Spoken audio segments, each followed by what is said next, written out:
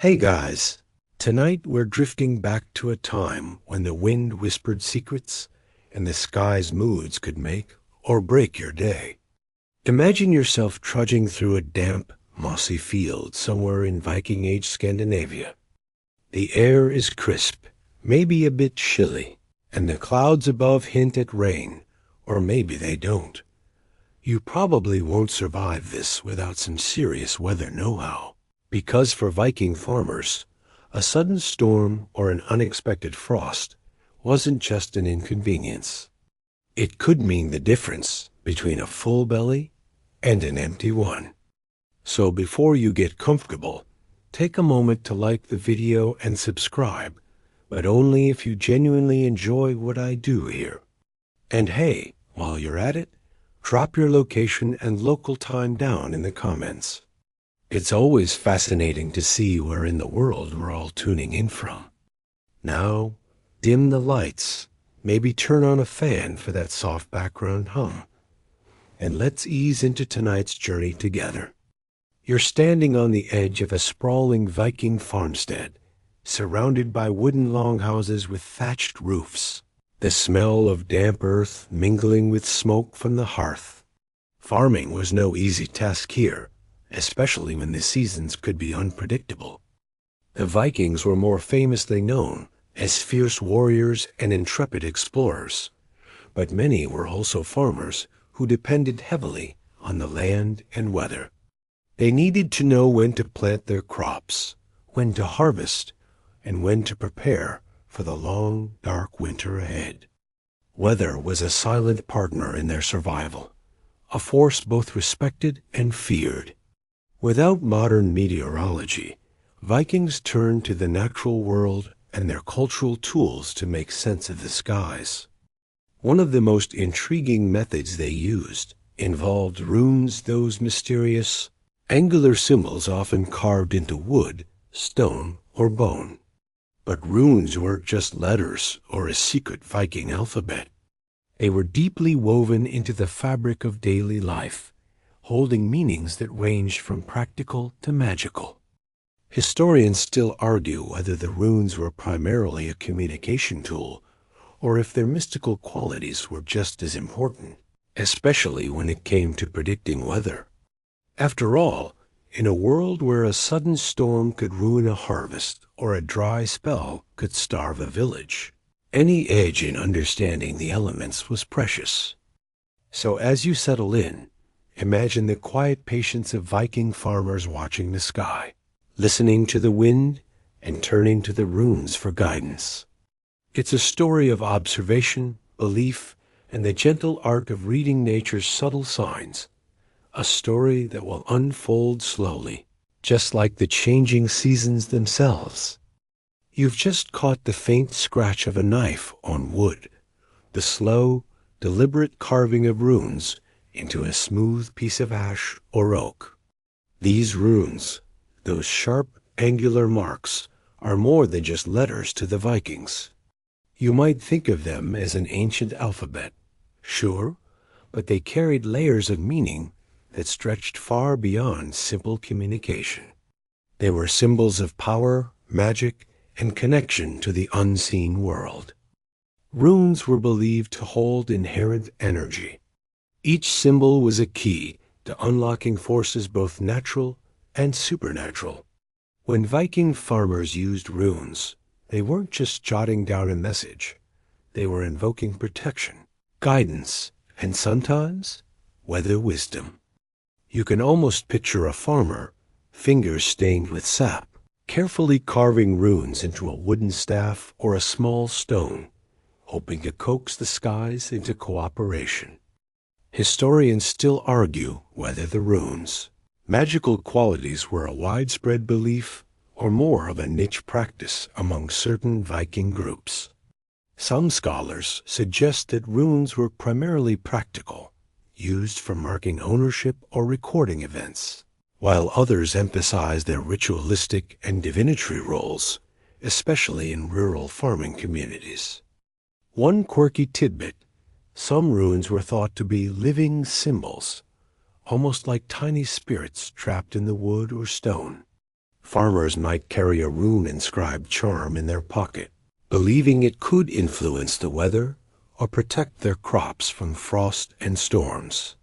It's like an ancient version of your weather app, but with a lot more mysticism and a bit less accuracy. You might chuckle at the idea of farmers consulting carved symbols to guess if it would rain tomorrow.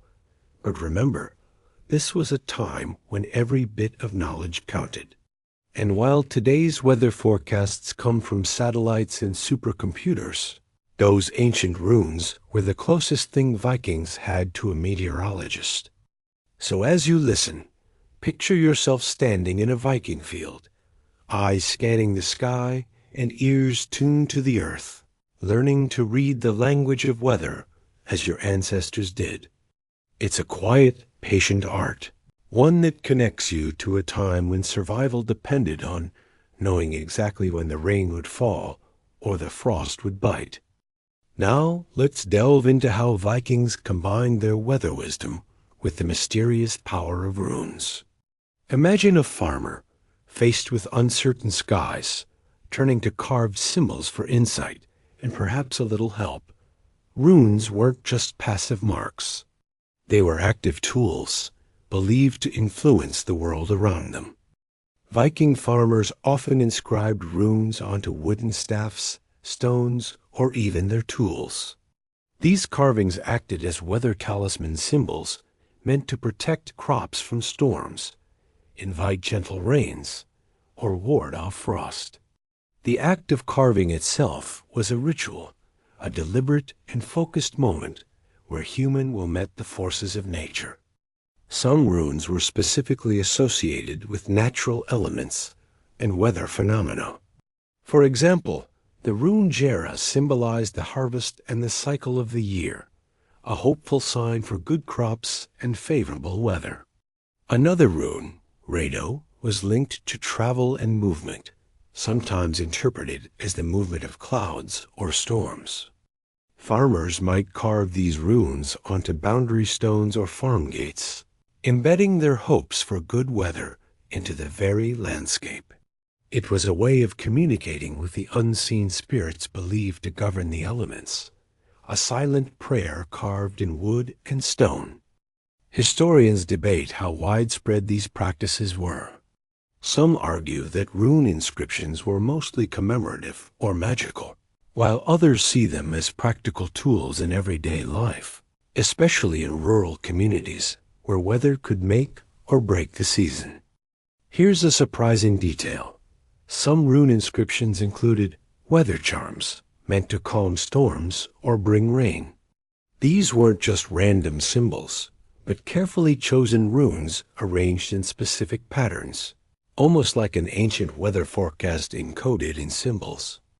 Imagine the quiet focus of a Viking farmer, fingers tracing the runes, whispering ancient words, hoping to sway the skies. It's a blend of faith, observation, and tradition, a subtle dance between humanity and nature. So next time you see a carved rune, remember it might have been more than decoration. It could have been a farmer's plea to the weather, a small but powerful gesture in a timeless human quest to understand and live in harmony with the world around us.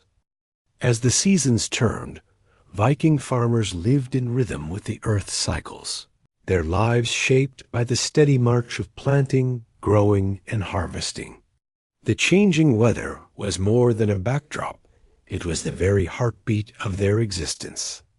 Understanding these cycles was crucial, and runes helped mark and make sense of the passage of time.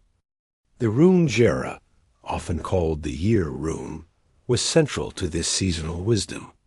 It symbolized the harvest and the natural cycle of growth and decay. Farmers might carve Jera into tools or stones as a reminder of the season's flow and the hope for a successful yield. It was a symbol of patience and reward, a quiet promise that after the hard work came the harvest. Winter was a time of rest and reflection, but also of preparation. The long nights meant storytelling and rune reading, where knowledge about weather and seasons was passed down. These gatherings weren't just social. They were vital moments for sharing wisdom and planning for the months ahead. Runes also featured in calendars and almanacs carved into wood, helping farmers track important dates for sowing and harvesting. Without modern clocks, these symbols were guides through the year's uncertainties. Historians note that while we don't have detailed Viking farming manuals, the rune inscriptions and sagas hint at a sophisticated understanding of seasonal changes. The runes were a bridge between human activity and the natural world cycles. Imagine standing in a Viking field as the first snow falls, the rune gera etched into a nearby stone, reminding you that this too is part of the cycle. It's a symbol of hope and continuity, a gentle reassurance that the seasons will turn once more, bringing new life and new challenges. So the next time you notice the changing seasons, think of those Viking farmers who lived by the rhythm of the earth, their lives intertwined with the weather and marked by the ancient runes that guided them through the year. Let's explore how Viking weather lore and runes influenced their broader culture and mythology. Weather wasn't just a practical concern. It was woven into the stories they told, the gods they worshipped, and the rituals they performed. Thor, the thunder god, was a central figure in Viking mythology, embodying the raw power of storms and protection. When farmers saw thunderclouds roll in, they might think of Thor's mighty hammer, Gyllenir, striking the sky. Runes associated with Thor, like Thurisaz, were believed to offer protection from lightning and storms, linking divine power with everyday survival. Weather also played a role in Viking rituals. Before planting or harvesting, farmers might perform ceremonies invoking the gods for favorable conditions. These rituals often included rune casting, a form of divination where runes were drawn or cast to seek guidance about the weather and crops. It was a way of asking the gods for a glimpse into the future, blending spirituality with practical need. Historians debate the extent to which these practices were formalized versus spontaneous acts of faith. Some evidence suggests that rune casting was common among farmers and seafarers alike, serving not only as a tool for weather prediction, but also for making decisions about travel and trade. Here's an interesting fact. Viking sailors, who depended heavily on weather conditions, also used runes and weather lore to navigate the seas. The same symbols that protected crops could also safeguard ships from storms, highlighting the interconnectedness of Viking life. You might find it fascinating how these ancient beliefs echo in modern traditions. The idea of consulting signs from nature or symbols for guidance is something many cultures share, showing how deeply humans seek to understand and influence the unpredictable forces around them. So, whether in the fields or on the ocean, runes and weather lore were vital threads in the Viking tapestry, a blend of myth, magic, and practical wisdom that helped them face the challenges of their world. As we draw closer to the end of this journey through Viking weather lore and runes, it's worth reflecting on the enduring legacy of these ancient practices. While modern technology has transformed how we predict and respond to weather, the fundamental human desire to understand and connect with nature remains unchanged. Today, runes are often viewed as mystical or esoteric symbols, but in Viking times, they were practical tools deeply embedded in daily life. They were a language of nature, magic, and survival. Farmers, sailors, and warriors alike turned to runes not just for communication, but for guidance and protection against the unpredictable forces of weather. Modern researchers continue to study rune inscriptions and Viking sagas, uncovering new insights into how these symbols were used. Some scholars have even experimented with reconstructing ancient weather prediction methods, combining archaeological evidence with folklore to better understand Viking knowledge systems. You might be surprised to learn that some contemporary pagan and neo-shamanic groups have revived the use of runes in weather rituals, drawing inspiration from Viking traditions. This revival highlights the timeless appeal of runes as a bridge between humanity and the natural world.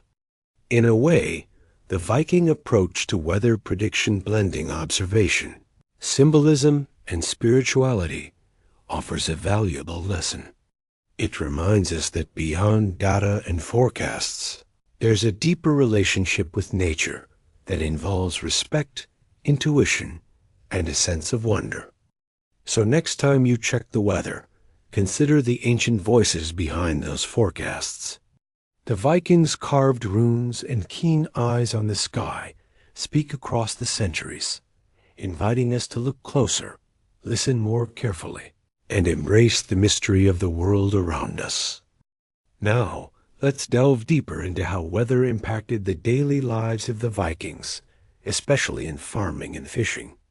With the harsh and unpredictable climate of Northern Europe, forecasting the weather was not just a skill, but a matter of survival. In spring, as the ice and snow began to melt, Vikings had to quickly prepare the land for planting. Too much rain or cold weather could prevent seeds from sprouting or damage on crops.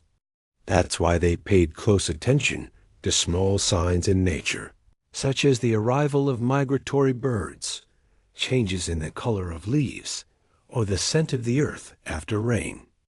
Viking fishermen also relied heavily on experience and natural cues to decide when to set sail. The North Sea was known for fierce storms, so reading signs like wind direction, the color of the sea, and wave patterns was crucial to avoid danger. Interestingly, some rune carvings and oral traditions included specific advice about the best times for fishing or harvesting. Certain runes were believed to bring luck when going to sea or to predict approaching storms. This shows how weather influenced not only agriculture, but also shaped Viking culture, customs, and beliefs.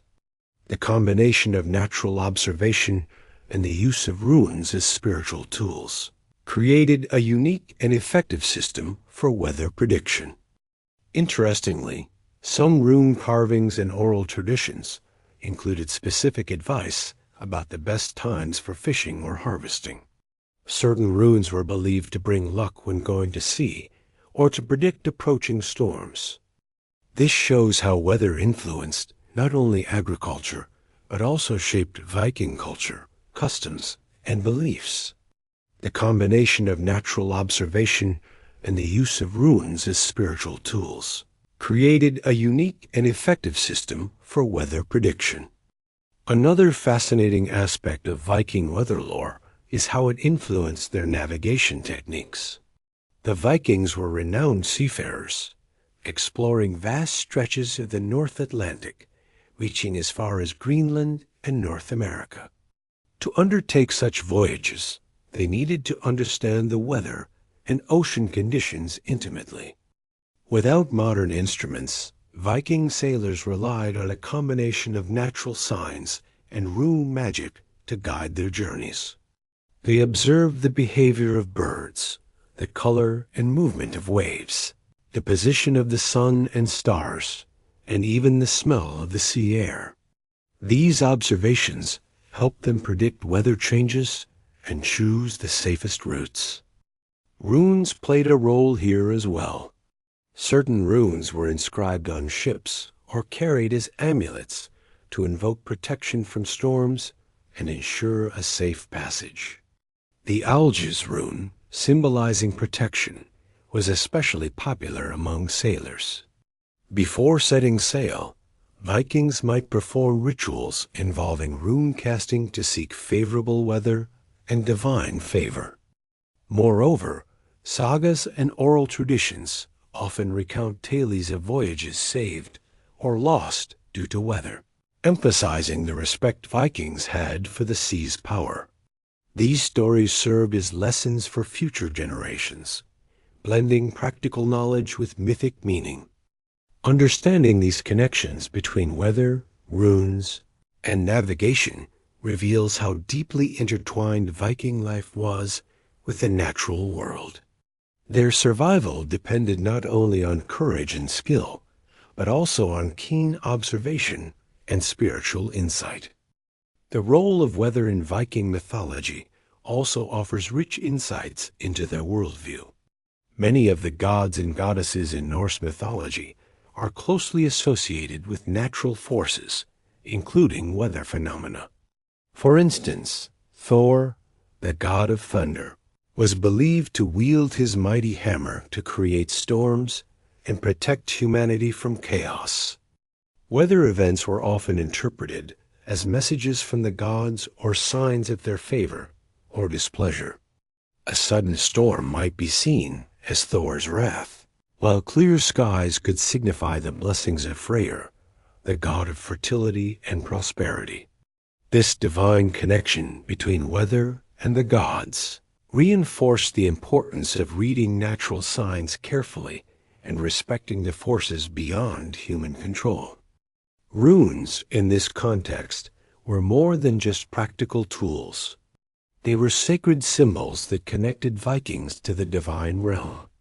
The act of carving runes or casting them in rituals was a way to communicate with the gods, seek guidance, and influence the weather's outcome. This spiritual dimension of weather lore highlights the holistic nature of Viking knowledge, a blend of observation, magic, and faith. It reminds us that for the Vikings, understanding the weather was not just about survival, but also about maintaining harmony with the cosmos. As we continue, we'll explore specific rune inscriptions related to weather and how they were used in daily life and ritual practices. Examining specific rune inscriptions reveals fascinating details about how Vikings integrated weather lore into their daily and spiritual lives. Archaeologists have uncovered numerous rune stones and artifacts bearing inscriptions that mention weather phenomena, seasons, and related rituals.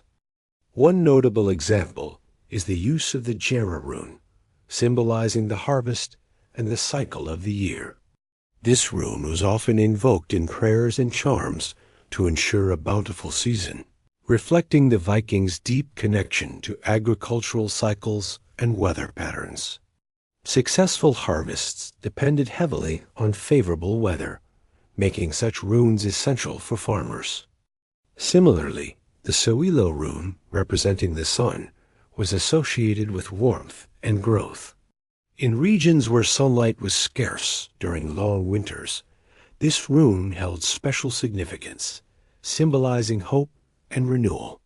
Vikings might carve or wear this rune to attract sunlight and good weather. Runic inscriptions were not limited to stones. They appeared on everyday objects like amulets, weapons, and tools, serving as constant reminders of the power of nature and the gods. Some inscriptions included indications for protection against storms or to calm turbulent seas, underscoring the practical and spiritual roles of runes. These artifacts offer valuable insights into the Vikings' worldview, showing how weather, magic, and daily life were inseparably linked through the language of runes. The importance of weather in Viking society extended beyond agriculture and navigation. It also influenced social and communal activities. Seasonal festivals and rituals often revolved around the changing weather and its impact on the community's well-being. For example, the celebration of Yule, which marked the winter solstice, was a time to honor the return of the sun and the promise of longer days. During Yule, Vikings would perform ceremonies to appease the gods and ensure favorable weather for the coming year. These rituals often involved the carving and blessing of runes, reinforcing their spiritual significance. Spring festivals celebrated the thawing of the land and the renewal of life. These events were crucial for farmers preparing to sow seeds and for fishermen ready to venture back into the sea. Community gatherings during these times provided opportunities to share knowledge about weather patterns, exchange rune wisdom, and strengthen social bonds. Weather-related omens and signs were also interpreted collectively. If unusual weather occurred, it might be seen as a warning or message from the gods, prompting communal prayers or sacrifices. This collective response highlights the communal nature of Viking spirituality and the central role of weather in their worldview. Understanding these seasonal practices offers a richer picture of how deeply weather shaped Viking life, not just as a physical reality, but as a cultural and spiritual force. In addition to communal rituals, individual Vikings often sought personal guidance from runes regarding weather and related decisions. Rune casting was a common divination practice, where individuals would interpret the meanings of randomly drawn runes to gain insight into future events, including weather conditions. Farmers might cast runes before planting or harvesting to determine the best timing, while sailors could seek answers about the likelihood of storms or safe passage. The randomness of the casting was believed to allow the gods to communicate directly, providing divine guidance tailored to the individual's situation. The interpretation of runes required skill and knowledge, often passed down through generations. Seers or rune masters played a vital role in Viking communities, acting as advisors who could decode the messages hidden in the runes. Their expertise was highly valued, especially in times of uncertainty or danger. This personalized use of runes complemented the broader communal practices, creating a layered system of weather prediction and spiritual connection. It illustrates how Vikings balanced practical knowledge with mystical belief, integrating both into their daily lives. Such practices demonstrate the enduring human desire to understand and influence the natural world, a desire that transcends time and culture. As we reflect on the legacy of Viking weather lore and runes, it becomes clear how these ancient practices offer timeless wisdom. The Vikings' holistic approach, combining careful observation of nature, symbolic communication through runes, and spiritual reverence, provides a model for engaging with the environment that remains relevant today. In a modern world dominated by technology and data-driven forecasts, the Viking perspective reminds us of the importance of intuition, respect for natural cycles, and the recognition of humanity's place within the broader ecosystem. Their weather lore was not merely about prediction, but about fostering a harmonious relationship with the forces that shape our lives. Today, scholars, enthusiasts, and practitioners of Norse traditions continue to explore and revive these ancient methods, finding value in their blend of science, art, and spirituality. Whether through academic study or personal practice, the legacy of Viking weather lore enriches our understanding of history and deepens our connection to the natural world. By learning from the past, we can cultivate a more mindful and integrated approach to weather, nature, and the mysteries that surround us. Thank you for journeying through this exploration of Viking weather lore and runes. May the wisdom of the ancients inspire your own path forward. To conclude, the study of Viking weather lore and runes opens a window into a world where nature, magic, and daily life were deeply intertwined. The Vikings' ability to interpret natural signs and harness the power of runes for weather prediction reflects a sophisticated understanding of their environment and a profound spiritual connection to it. Their legacy challenges us to reconsider our relationship with the natural world, encouraging a balance between technological advancement and traditional wisdom. By appreciating the insights embedded in Viking lore, we gain not only historical knowledge, but also inspiration for living more harmoniously with the changing seasons and unpredictable elements. As you continue to explore the fascinating world of Norse culture and mythology, remember that the ancient runes and weather signs are more than relics of the past. They are enduring symbols of humanity's quest to comprehend and coexist with nature. May this knowledge enrich your appreciation of history and deepen your respect for the natural rhythms that govern our lives. Thank you once again for your interest and curiosity. Hey guys, tonight we journey into the chilly embrace of the Viking world, where icy fjords stretch like frozen veins through rugged landscapes. Imagine yourself standing on the edge of one of these fjords, the sharp scent of salt water mingling with the crisp Arctic air, the faint crunch of frost underfoot as you watch slender wooden boats bob gently in the dark waters.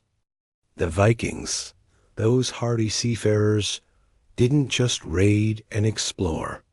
They were also skilled fishermen, relying on the bounty of these cold, often unforgiving waters to survive.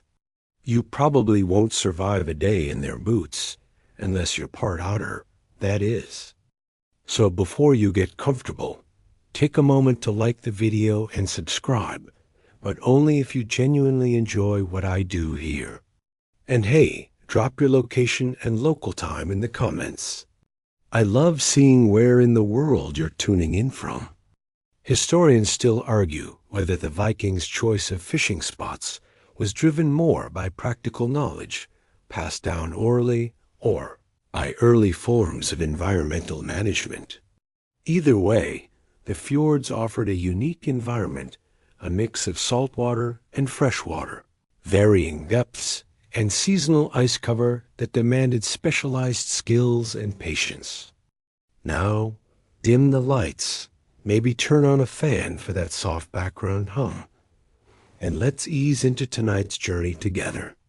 You're standing at the edge of a Viking fjord, a deep, narrow inlet carved by ancient glaciers, walls of rock rising steeply around you, their faces dusted with snow.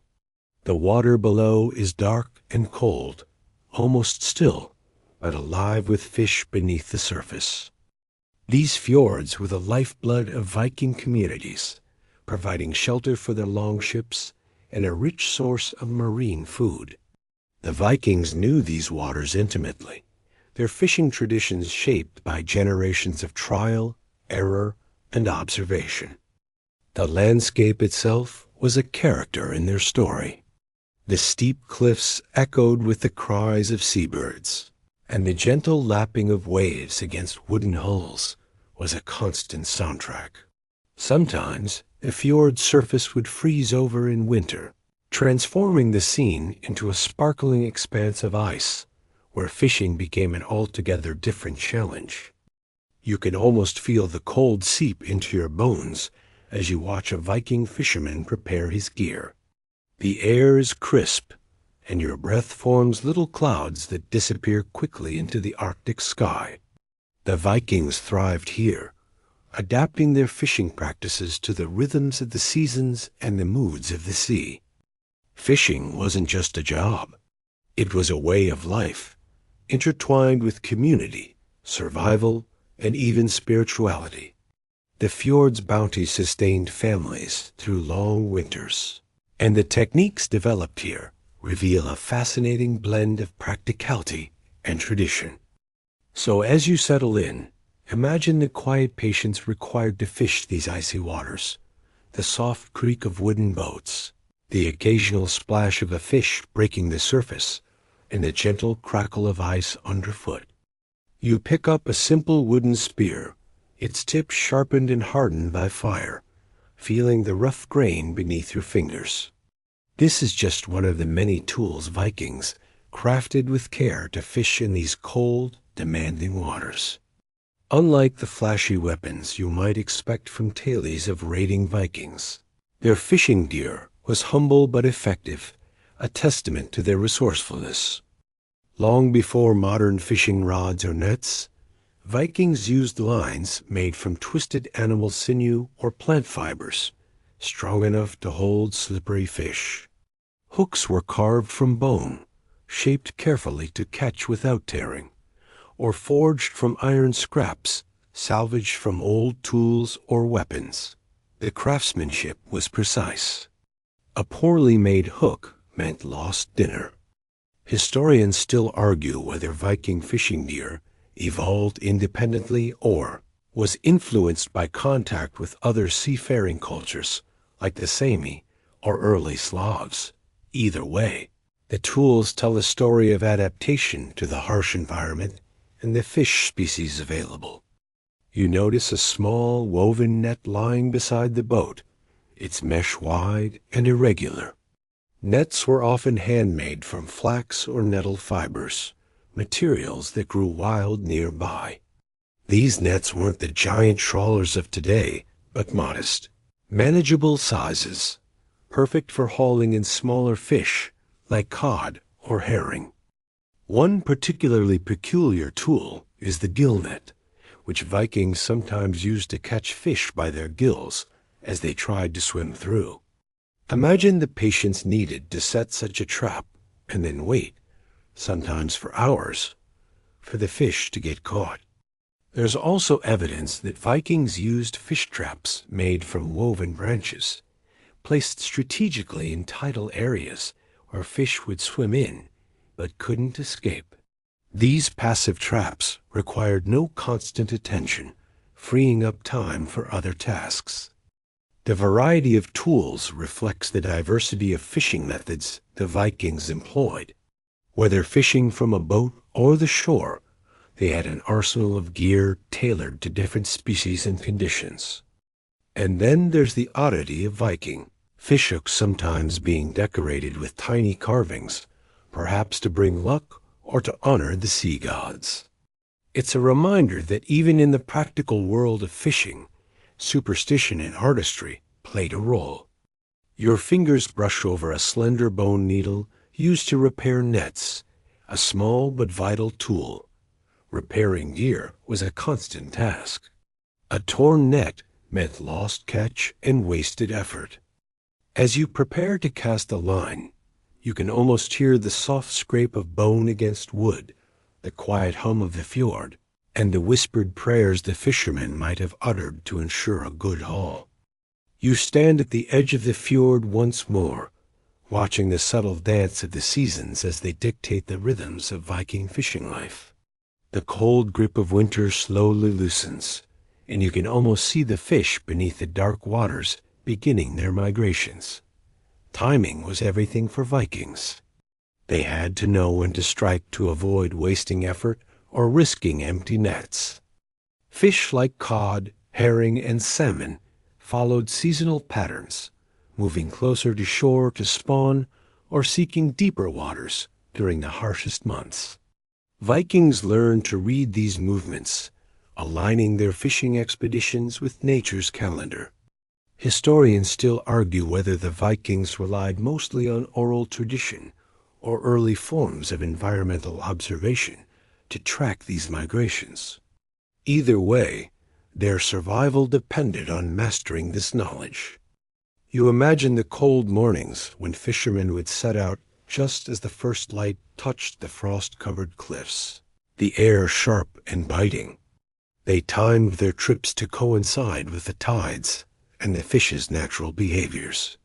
For example, the spring spawning runs of salmon were eagerly awaited, signaling a chance to gather large quantities before the fish returned upriver. The icy fjords were both a blessing and a challenge. In winter, the surface might freeze, forcing Vikings to innovate with ice fishing techniques. But in warmer months, the waters teemed with life, offering a bounty that could sustain entire villages. You can almost hear the quiet chatter among fishermen as they share tips on when and where to find the best catch, passed down through generations like treasured secrets. This seasonal knowledge was crucial. Missing a fishing expedition could mean hunger or hardship. Oddly enough, some Viking communities are believed to have used rudimentary calendars carved into bone or wood, marking key fishing dates and lunar cycles. It's a fascinating glimpse into how intertwined their lives were with nature's rhythms. As you watch the water's surface, you notice small ripples, signs of fish moving beneath, and feel the anticipation that must have filled those early mornings. The patience required is immense, a slow, steady waiting game against the cold and the currents. Fishing wasn't just about catching food. It was about understanding the environment deeply, respecting its patterns, and adapting to its moods. The Viking seasonal fishing rhythms were a dance with nature, one that required both skill and humility. Now, imagine climbing aboard a Viking longship, its sleek wooden hull cutting through the icy fjord waters like a blade. Fishing from these vessels was a different experience altogether compared to casting nets from shore. The Vikings were masters of the sea, and their longships weren't just for raiding, they were also vital platforms for fishing expeditions. From the deck, fishermen would drop lines deep into the cold waters, sometimes using weighted hooks to reach fish lurking near the seabed. The longships could venture farther than shore fishermen, accessing richer fishing grounds and following migrating schools of fish. Historians still debate how often Vikings combined fishing with other activities on their voyages, whether fishing was a primary goal or a necessary supplement to their diet during long journeys. Either way, the longship's mobility gave them a significant advantage. Fishing from a moving ship required different skills, the ability to manage lines in choppy waters, to spot fish beneath the surface, and to haul catches aboard without losing them. The teamwork involved was crucial, with sailors coordinating to haul in nets or lines efficiently. Along rocky shorelines, Vikings employed more stationary methods. They built fish traps, ingenious constructions of woven branches and stones that caught fish as the tide receded. These traps were often communal, maintained by entire villages, reflecting a shared reliance on the sea's bounty. In winter, when fjord surfaces froze, Vikings adapted by drilling holes in the ice to fish beneath. This ice fishing required patience and specialized tools, such as sturdy hooks and lines designed to withstand freezing temperatures. The contrast between fishing from longships and from shore highlights the Vikings' versatility and deep understanding of their environment. Whether battling waves or waiting quietly on ice, their fishing traditions were shaped by the demands of the fjord's ever-changing conditions. You can almost hear the creak of wood, the splash of water, and the calls of fishermen coordinating their effort, sounds that echo across centuries, reminding us of a time when survival depended on skill, knowledge, and a touch of luck. As twilight descends upon the fjord, the Vikings' fishing rituals take on a more mysterious tone. Beyond the practical aspects of catching fish, these traditions were steeped in belief and superstition, reflecting a deep spiritual connection to the sea. Before casting their nets or lines, fishermen might whisper prayers to the Norse gods, particularly Njord, the god of the sea and wealth-seeking favor and a bountiful catch. Some communities believed that certain days were luckier than others, with lunar phases influencing the success of their efforts. Historians still debate the extent to which these beliefs affected fishing practices. Some argue that superstition was a vital part of Viking culture, guiding decisions and fostering communal bonds, while others see it as secondary to practical experience. You can picture a fisherman carefully selecting a hook or knotting a net, murmuring a silent plea for protection against storms and misfortune. Tiny charms, perhaps carved from bone or wood, might be attached to gear as talismans. There's also evidence that Vikings observed omens in the behavior of fish and birds, interpreting sudden movements or unusual patterns as signs of impending weather changes or good fortune. This blend of observation and belief created a rich tapestry of fishing lore. The communal aspect of fishing extended beyond the catch. After a successful expedition, the sharing of fish was an important social ritual, reinforcing ties within the community. Feasts might include stories of the day's catch, tales of the sea, and songs honoring the gods. This intertwining of survival, spirituality, and social life made fishing much more than a mere task. It was a vital thread in the fabric of Viking life, connecting people to their environment and to each other. As you drift towards sleep, imagine the flickering light of a fire on the shore, the soft murmur of voices, and the quiet gratitude for the sea's gifts, a timeless scene from a world both harsh and beautiful. The peculiar Viking fishing traditions along icy fjords also included unique preservation methods that were crucial for surviving long winters and ensuring food supplies during voyages. Fresh fish, caught in abundance during the warmer months, needed to be stored carefully to prevent spoilage. One common technique was drying fish on wooden racks, known as hjell, which were erected near the shore where cold winds could circulate freely. The harsh climate, with its freezing temperatures and salty sea air, created ideal conditions for air-drying fish, producing a durable, lightweight food source that could be stored for months. Another method involved salting fish, a practice that Vikings likely adopted through contact with other cultures. Salted fish could be packed tightly in barrels, preserving it through fermentation and preventing bacterial growth. This preserved fish was essential not only for local consumption, but also for provisioning long sea voyages and trade expeditions.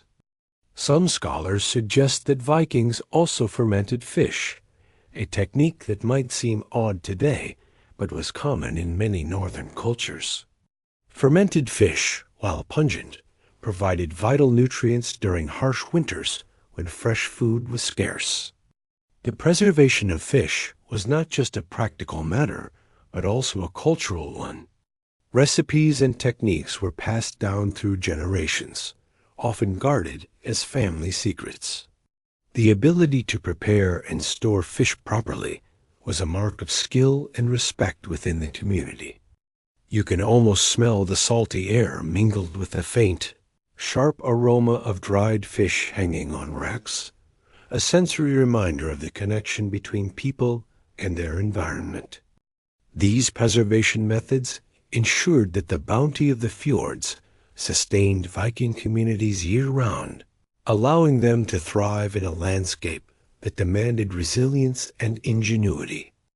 As you settle into a restful state, let the image of endless racks of drying fish and barrels of salted catch lull you into peaceful sleep, a quiet testament to the enduring legacy of Viking life along the icy fjords.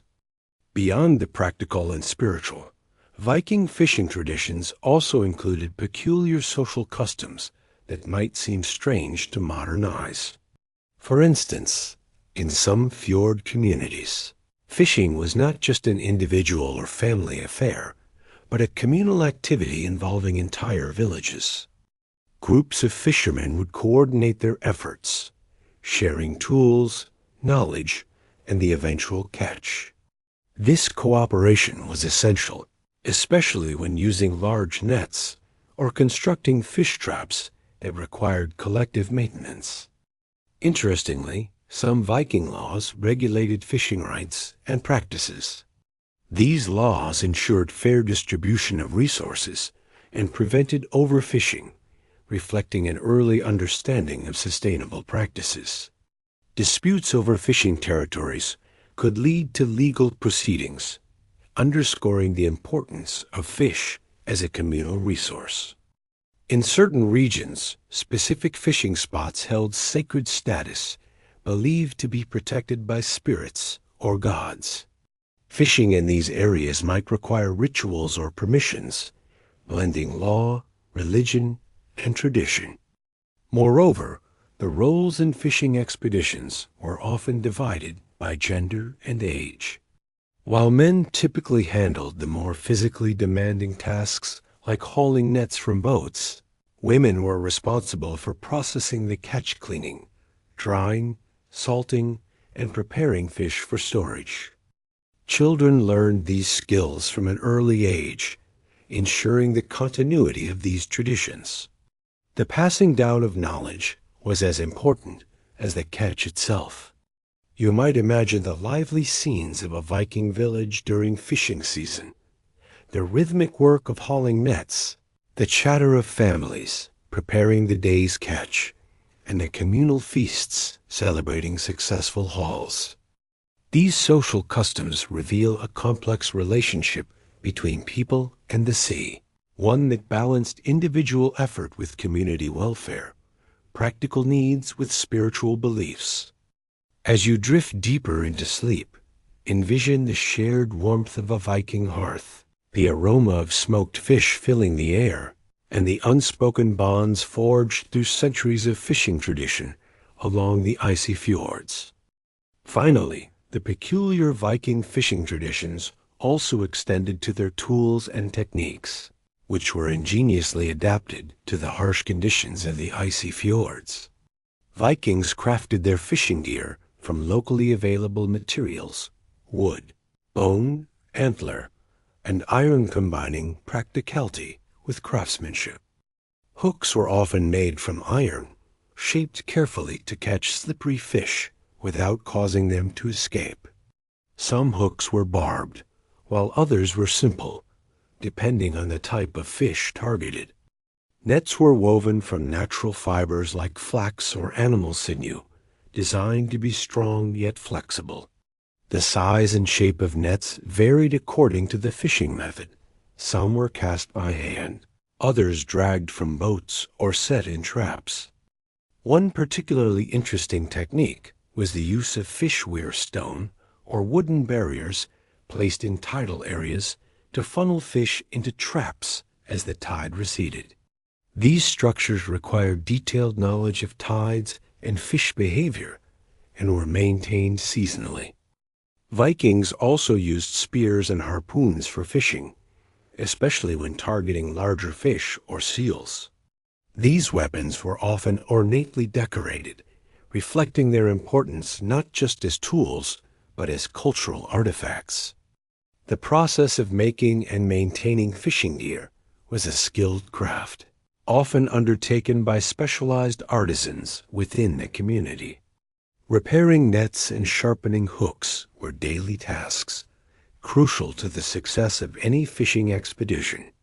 You can picture a Viking craftsman working meticulously by the firelight, carving a new hook or mending a torn net, each piece a vital part of the community's survival.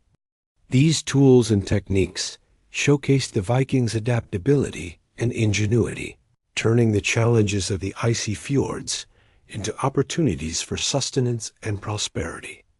The seasonal rhythms of the fjords heavily influenced Viking fishing schedules. Spring and early summer were prime times when fish migrated closer to shore to spawn, providing abundant catches. During these months, entire communities would mobilize for intensive fishing efforts, capitalizing on the bounty. As autumn approached, fishing patterns shifted. Fish became scarcer near the surface, and Vikings adapted by fishing in deeper waters or focusing on species that thrived in colder temperatures. This seasonal knowledge was passed down orally, forming a crucial part of the community's collective wisdom. Winter, with its icy grip, posed the greatest challenge. Yet the Vikings' ingenuity shone through their ice fishing techniques and preservation methods. ensuring survival through the harshest months. This cyclical understanding of nature's patterns contributed to a sustainable relationship with the fjord's ecosystem, balancing human needs with environmental limits. Imagine the changing landscape, the thawing fjords alive with activity in spring, quiet and frozen in winter, a natural rhythm mirrored in the lives of those who depended on the sea. Trade was another fascinating aspect intertwined with Viking fishing traditions. Fish, especially dried and salted varieties, became valuable commodities, exchanged along extensive trade networks reaching as far as the Mediterranean and the Middle East. Viking merchants transported preserved fish on longships, trading them for goods like spices, textiles, and precious metals. This exchange not only enriched Viking communities materially, but also culturally, introducing new ideas and technologies. Fishing thus was not just a subsistence activity, but an economic engine fueling Viking expansion and influence. Control over rich fishing grounds could enhance a community's wealth and status. You can picture bustling marketplaces where fish was bartered alongside exotic goods, a testament to the interconnectedness of Viking society and the wider world. The role of storytelling in Viking fishing culture cannot be understated. Tales of legendary catches, monstrous sea creatures, and daring fishing exploits were shared around fires and feasts, blending fact with myth. These stories served multiple purposes: entertainment, education, and the reinforcement of cultural values such as bravery, respect for nature, and community solidarity. Some legends spoke of sea serpents guarding fishing grounds or of fishermen who outwitted the elements through cunning and courage. These narratives helped create a shared identity and a sense of belonging. As you imagine these tales being told under starry skies, feel the warmth of the fire and the camaraderie of those who lived by the sea's mysterious and generous rhythms. Archaeological discoveries have provided fascinating insights into Viking fishing life. Excavations along fjords have uncovered fishing tools, preserved fish bones, and remnants of fish processing sites. These findings confirm written accounts and reveal details about diet, technology, and social organization. For example, the variety of fish species found in ancient middens shows a diverse diet and sophisticated fishing methods. Some sites also reveal evidence of ritual deposits, suggesting that fishing was integrated into religious practices. Such discoveries allow us to piece together the daily lives of Vikings, moving beyond stereotypes of raiders to appreciate their deep connection with the sea and its resources. Environmental challenges shaped Viking fishing traditions in unexpected ways. Climate fluctuations, such as the medieval warm period, affected fish populations and migration patterns, forcing Vikings to adapt their techniques and locations. Periods of colder climate, sometimes called the Little Ice Age, brought harsher winters and thicker ice, making fishing more difficult, but also encouraging innovations like ice fishing and improved preservation. These environmental pressures highlight the resilience and adaptability of Viking communities, who survived and thrived in a changing and often unforgiving landscape. Imagine the Vikings observing subtle changes in weather and sea life, adjusting their practices with keen observation and experience handed down through generations.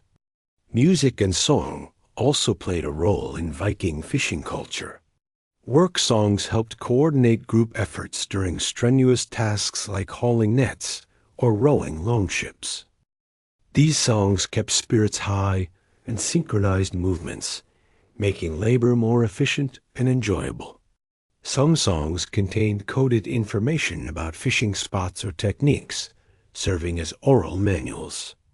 The melodies, often simple and repetitive, echoed across fjords, blending with the natural sounds of water and wind. As you listen in your mind, the rhythm of these ancient songs can lull you into a peaceful sleep, connecting you to a timeless human tradition. In conclusion, the peculiar Viking fishing traditions along icy fjords embody a remarkable blend of practicality, spirituality, community, and adaptability. From the tools they crafted to the stories they told, from the rituals they performed to the preservation methods they perfected, every aspect reflects a profound relationship with the sea. These traditions sustained Viking communities through harsh climates and shaped their culture in enduring ways. They remind us that even in the most challenging environments, human ingenuity and cooperation can flourish. As you drift off to sleep, imagine the quiet fjords under a moonlit sky, the gentle splash of oars, the flicker of distant fires, and the enduring legacy of those who fished the icy waters long ago. Good night, and may your dreams be as deep and peaceful as the Viking fjords. Hey guys, tonight we're drifting back to the misty fjords of medieval Scandinavia, where the rhythmic thunk of adze on oak echoes across still waters, and the scent of pine tar mingles with salt air. You're standing on a pebbled shore, watching weathered hands shape what will become the backbone of an empire, one carefully carved plank at a time. The Vikings didn't just build ships. They crafted floating poems of wood and iron, each vessel a testament to patience that would make modern assembly line workers weep with envy.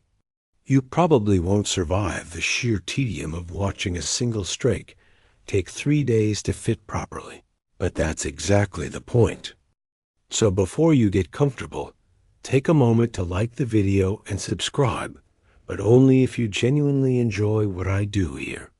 Drop a comment with your location and local time. I love seeing where in the world you're settling in for sleep. Are you in Tokyo at sunrise? Or maybe London in the deep hours? Now dim the lights, maybe turn on a fan for that soft background hum, and let's ease into tonight's journey together. You find yourself in a Viking shipyard around 950 CE, somewhere along the Norwegian coast. The morning mist hasn't quite lifted, and you can hear the gentle lap of waves against the hulls of half-finished vessels. This isn't the Hollywood version of Viking shipbuilding. No dramatic hammering, no shouting warriors. Instead, you witness something far more mesmerizing. The slow, methodical art of clinker construction, where each overlapping plank is fitted with the precision of a master craftsman and the patience of someone who truly understands that good things take time. The shipwright beside you runs his calloused thumb along a freshly hewn oak plank, feeling for imperfections invisible to your untrained eye. His name is Borg, because of course it is, and he's been building ships since he could hold a draw knife. He explains, in Old Norse, that somehow you understand perfectly, that this single piece of wood began its journey as a mighty oak tree, carefully selected not just for its size, but for the direction of its grain, the absence of knots, and even the phase of the moon when it was felled. Vikings believed that trees cut during the waning moon would be less prone to rot, a belief that modern dendrochronologists grudgingly admit might have some scientific basis. The selection of timber was an art form that would make modern lumber graders look like amateurs stumbling around Home Depot. You watch as Bjorn examines another plank, this one destined to become part of the keel, the spine of the ship. Oak was preferred for its strength and durability, but not just any oak would do.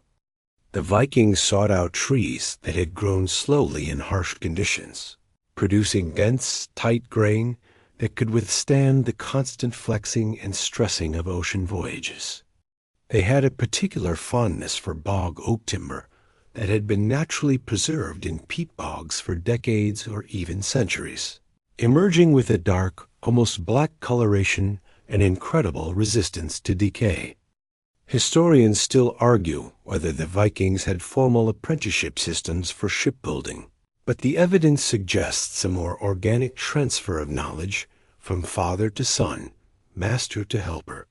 You notice young boys, perhaps 8 or 9 years old, carefully watching every movement, occasionally being allowed to hold a tool or steady a plank.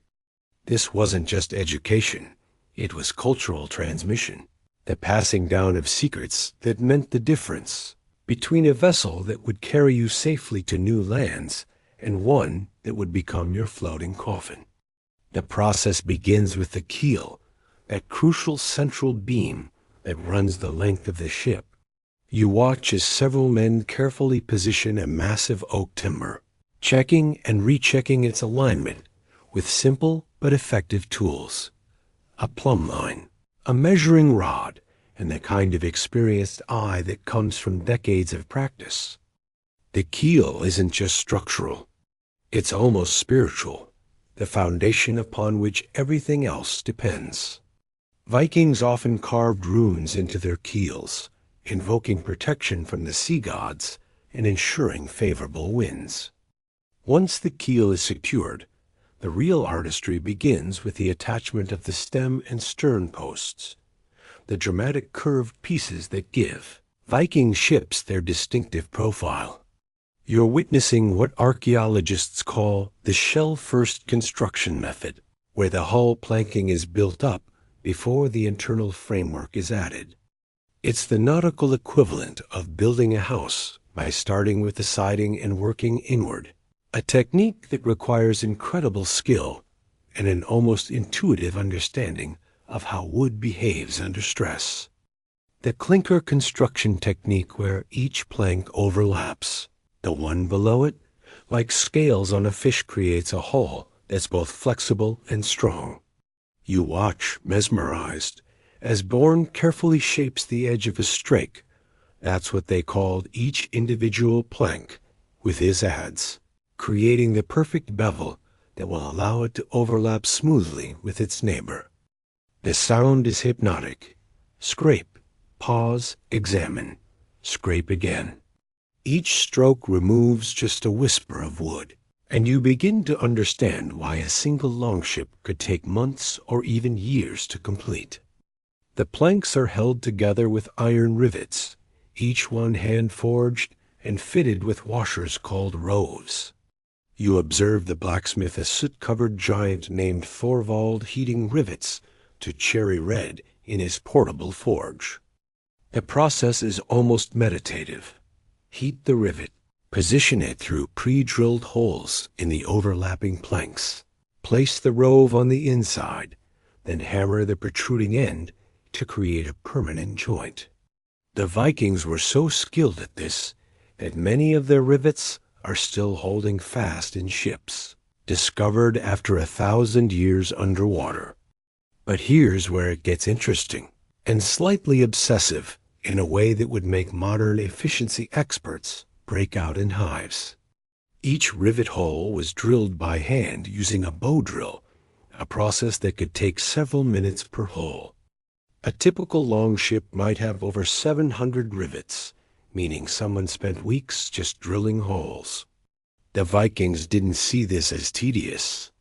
They understood that precision at this level was what separated a legendary vessel from driftwood. The rhythm of shipbuilding follows the seasons like a slow, wooden heartbeat. You find yourself returning to this same shipyard month after month, watching the hull gradually take shape. Winter is for felling trees and rough shaping, when the sap is down and the wood is at its most stable. Spring brings the careful work of plank preparation, each piece seasoned and shaped with the patience of someone who knows that rushing means starting over. Summer is for assembly, when the long days provide ample light for the precise work of fitting and riveting. You notice that the Vikings have developed specialized tools that seem almost alien compared to modern equipment. The adze essentially an axe turned sideways allows for incredibly precise shaping of curved surfaces. In the hands of a master like Bjorn, it can remove shavings so thin they're almost transparent, gradually coaxing the perfect curve from a stubborn piece of oak. The draw knife, pulled toward the user rather than pushed away, gives even finer control for smoothing and final shaping.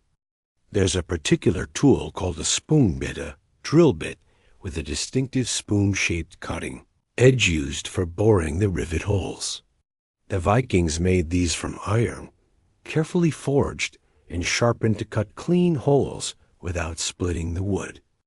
Archaeological evidence suggests that different shipyards had slightly different designs for their spoon bits, almost like maker's marks that allowed experts to identify where a particular ship was built.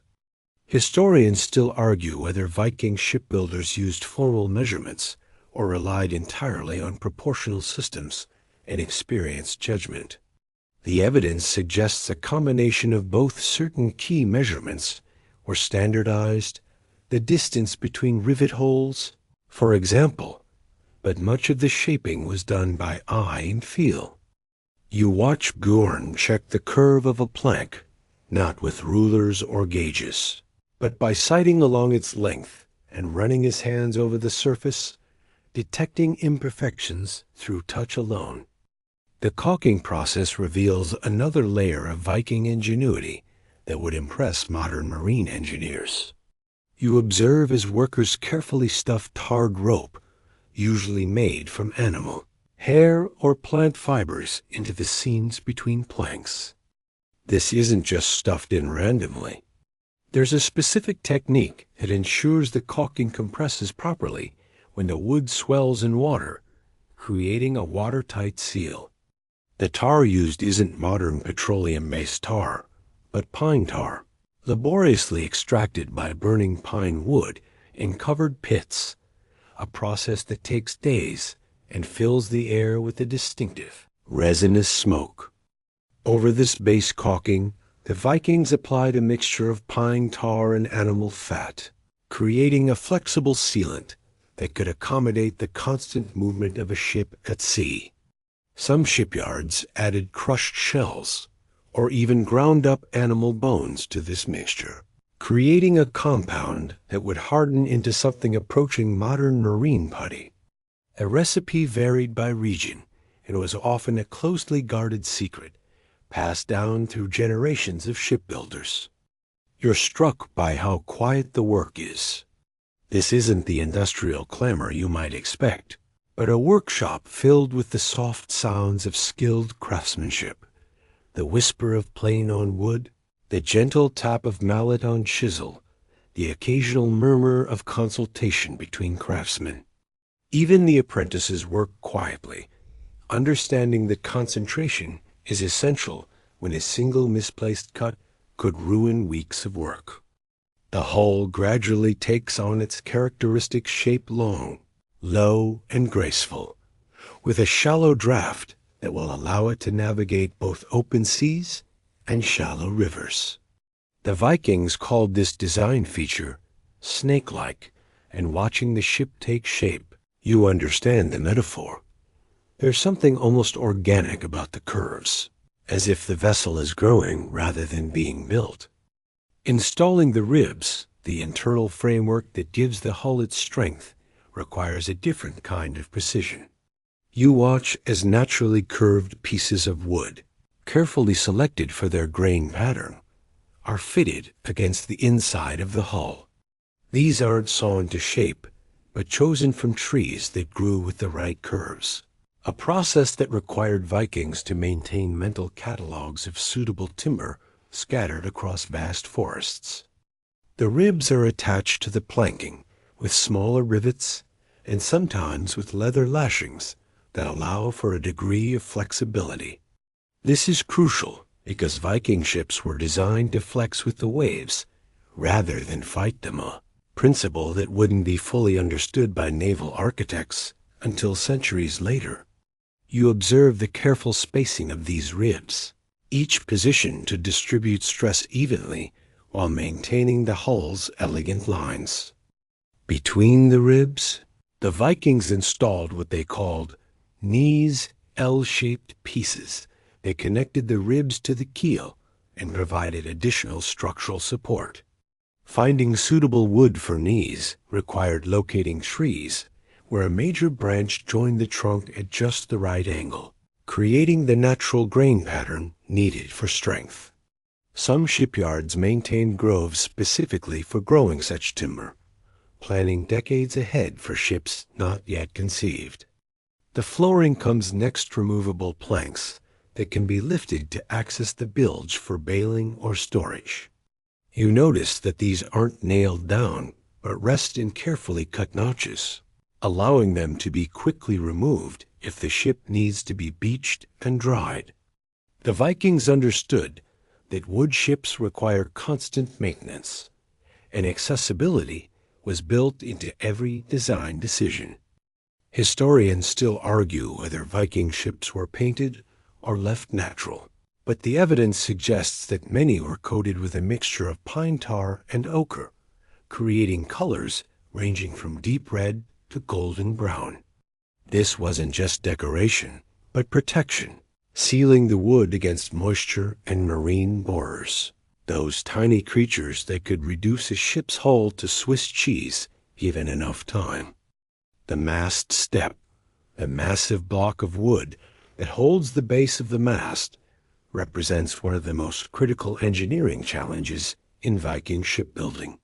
You watch as craftsmen carefully hollow out a section of the kelson, the internal beam that reinforces the keel, to create a socket that will hold the mast securely while still allowing it to be lowered quickly when needed. This isn't just carved out with axes. It's a precise operation using specialized chisels and gouges, creating a socket that fits the mast base like a glove. The mast itself is typically a single piece of pine, chosen for its height, straightness, and lack of knots. Finding suitable mast timber often required expeditions deep into old-growth forests, searching for trees that had grown tall and straight in competition with their neighbors. You observe the careful process of shaping the mast, tapering it from thick at the base to thinner at the top, with subtle curves that help it flex with the wind rather than snap.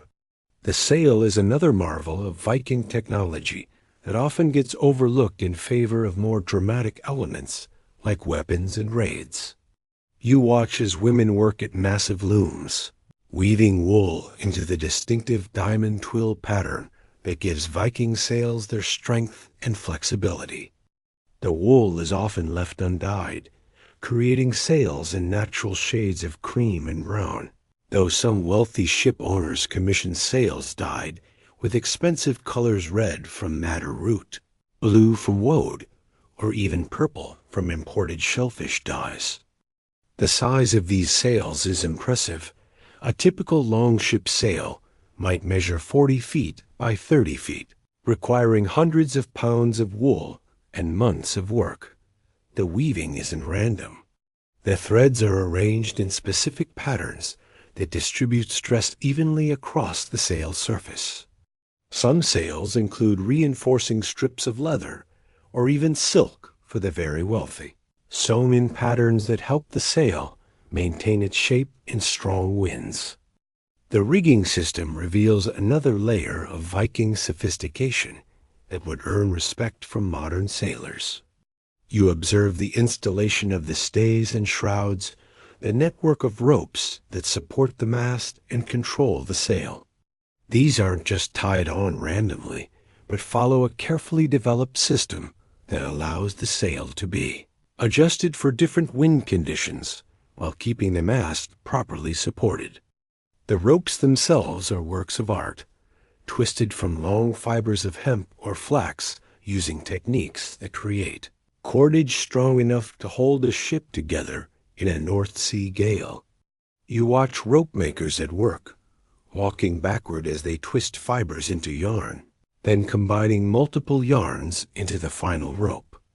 The process is hypnotic step twist, step, twist, creating rope that's both strong and flexible enough to work through the wooden blocks and pulleys that control the sail. The Vikings developed a distinctive rigging system that allowed their square sails to be surprisingly effective, even when sailing at angles to the wind. You observe the installation of a bowl in a rope that pulls the forward edge of the sail tight, allowing the ship to sail closer to the wind than you might expect from a square-rigged vessel. This innovation, combined with the ship's shallow draft and flexible hull, made Viking vessels remarkably versatile. The steering system is equally ingenious in its simplicity. Instead of a rudder mounted on the stern, Viking ships use a large paddle-like oar mounted on the starboard side, which literally means steering side. You watch as the helmsman demonstrates how this steering oar can be quickly unshipped if the water becomes too shallow, or adjusted to different depths depending on conditions. The system requires skill to master, but offers more precise control than early rudders. The decoration of a Viking ship reveals as much about the culture as the construction techniques. You observe artists carefully carving intricate patterns into the stem and stern posts, interlacing serpents, stylized birds, and geometric patterns that seem to flow like water. These aren't just decorative. They're believed to have protective powers, warding off sea monsters and hostile spirits that might threaten the vessel and its crew. The famous dragon heads that crown many Viking ships are masterpieces of wood carving, often taking weeks to complete. You watch a carver named Erigies, another perfectly Viking name, as he gradually brings a dragon head to life from a block of oak. Each scale is individually carved, each tooth shaped and sharpened, each eye given a fierce expression that will intimidate enemies and impress allies.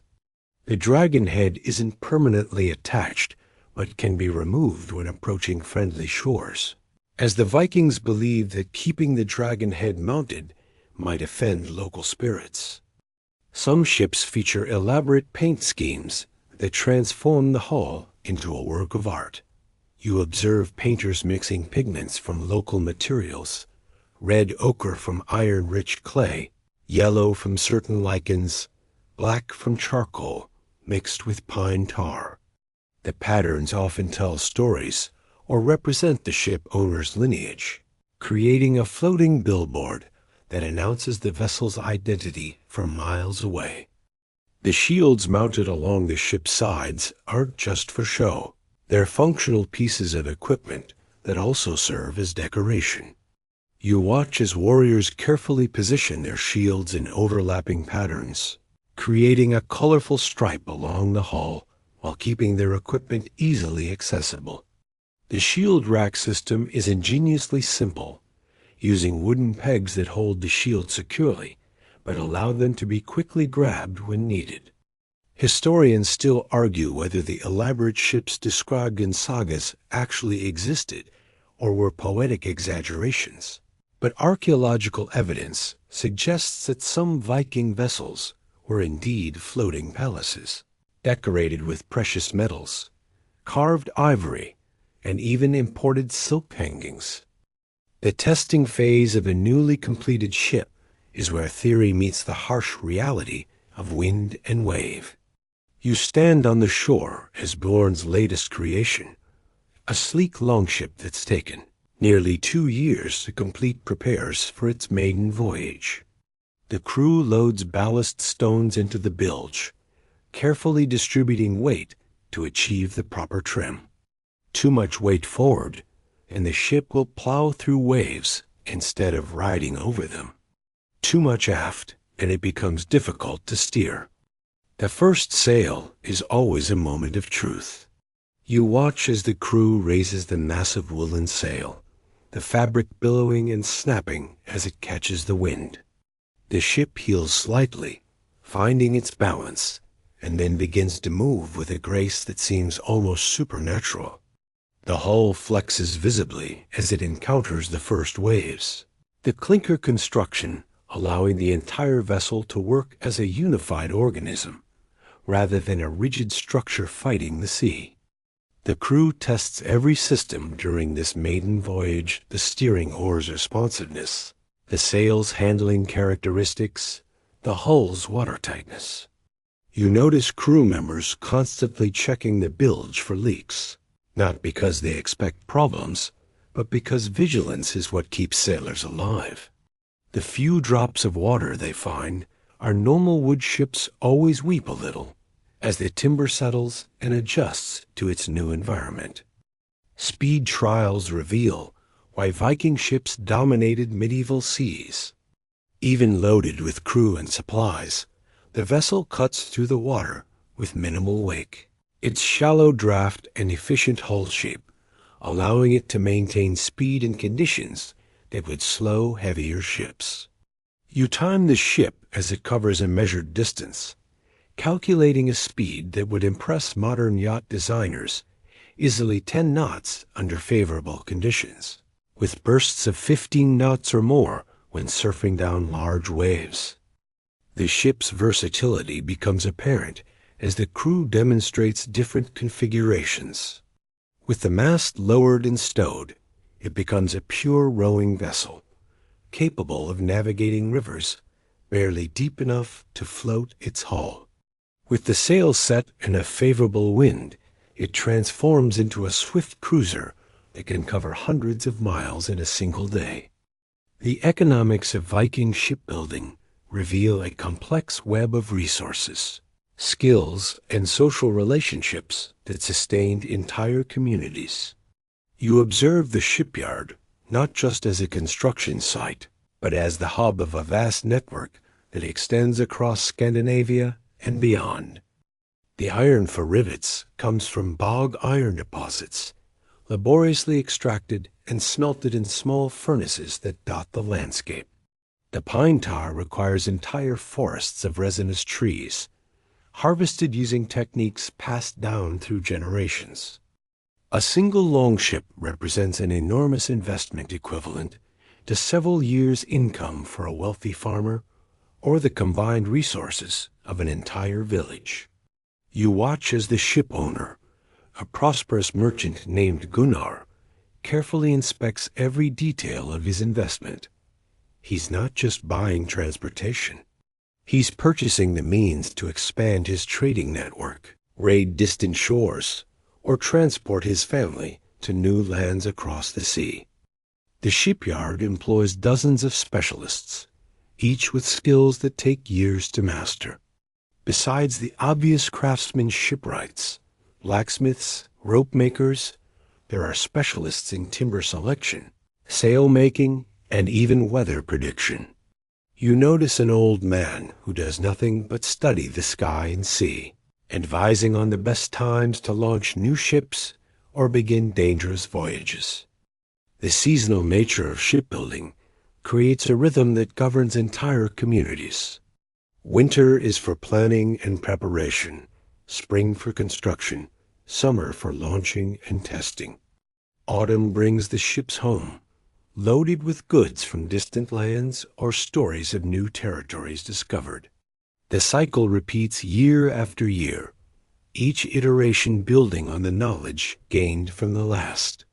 Historians still argue whether Viking shipbuilding techniques spread through trade contacts or were independently developed, but the evidence suggests a combination of both. You observe foreign merchants examining the ships with obvious admiration, some taking careful notes that will influence shipbuilding in their own lands. The maintenance of Viking ships reveals another dimension of the shipbuilding craft that extends far beyond initial construction. You follow a crew as they beach their vessel for routine maintenance, a process that must be repeated regularly to keep the ship seaworthy.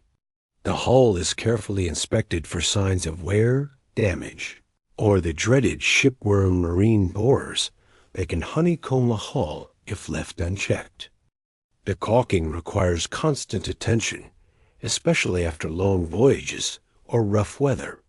You watch as experienced sailors probe the seams with knives, identifying areas where the oakum has worked loose or the tar has weathered away. Fresh caulking is prepared using the same techniques employed during construction, but with the added urgency of a crew eager to return to sea. Sail maintenance is equally critical and requires different skills than construction. You observe sailmakers examining every inch of the woolen fabric, looking for signs of wear, rot, or damage from salt spray. Small tiers are patched with carefully matched fabric, while larger damage might require entire panels to be rewoven and sewn in place. The stitching itself is an art form, using techniques that distribute stress evenly and prevent tears from spreading. The rigging receives similar attention, with worn ropes replaced and critical connections reinforced. You notice that Viking sailors carry spare rope and even spare sails, understanding that equipment failure far from home can mean the difference between life and death. The ship's boat, a smaller vessel, carried aboard for shore access, receives its own maintenance, ensuring that the crew can reach land even if the main ship is damaged. The Vikings developed portable repair techniques that allowed major work to be done far from established shipyards. You watch as a crew repairs significant hull damage using techniques that would serve them well on a remote beach in Iceland or Greenland, working with limited tools and materials but unlimited ingenuity. The evolution of Viking ship design over the centuries reflects changing needs, improved techniques, and contact with other maritime cultures. You witness the subtle differences between early Viking vessels and later designs, changes that might seem minor but represent significant advances in naval architecture. Hull shapes become more refined, sail plans more sophisticated, construction techniques more efficient. The influence of trade contacts becomes apparent in later ships, which incorporate features borrowed from Frisian, Saxon, and even Mediterranean vessels. You observe hybrid designs that combine Viking construction techniques with foreign innovations, deeper hulls for ocean voyaging, modified sail plans for different wind patterns, even decorative elements that reflect contact with distant cultures. Regional variations in shipbuilding techniques create distinct styles that experts can identify even from fragmentary remains. Norwegian ships tend to be built for ocean voyaging, with deeper hulls and more robust construction. Danish vessels often show influences from contact with continental Europe, while Swedish ships reflect the needs of Baltic Sea navigation, with its unique challenges of ice and shallow water. The size of Viking ships gradually increases over time, driven by the needs of long-distance trade and colonization. You compare early longships, built for coastal raiding and river navigation, with later ocean-going vessels capable of carrying entire families and their possessions to new lands. The construction techniques scale up remarkably well, proving the fundamental soundness of Viking naval architecture. Historians still argue whether the famous great ships described in later sagas actually existed or were literary exaggerations. But archaeological evidence suggests that some Viking vessels were indeed massive by medieval standards, requiring new techniques and unprecedented resources to construct. The cultural significance of shipbuilding in Viking society extends far beyond mere transportation, touching every aspect of life from religion to social status. You observe the rituals that surround ship construction, the ceremonies performed when the keel is laid, the offerings made to ensure favorable winds, the celebrations that mark a vessel's completion. Ships aren't just built. They're born into a culture that sees them as living entities with personalities and destinies. The naming of ships follows traditions that reveal Viking values and beliefs.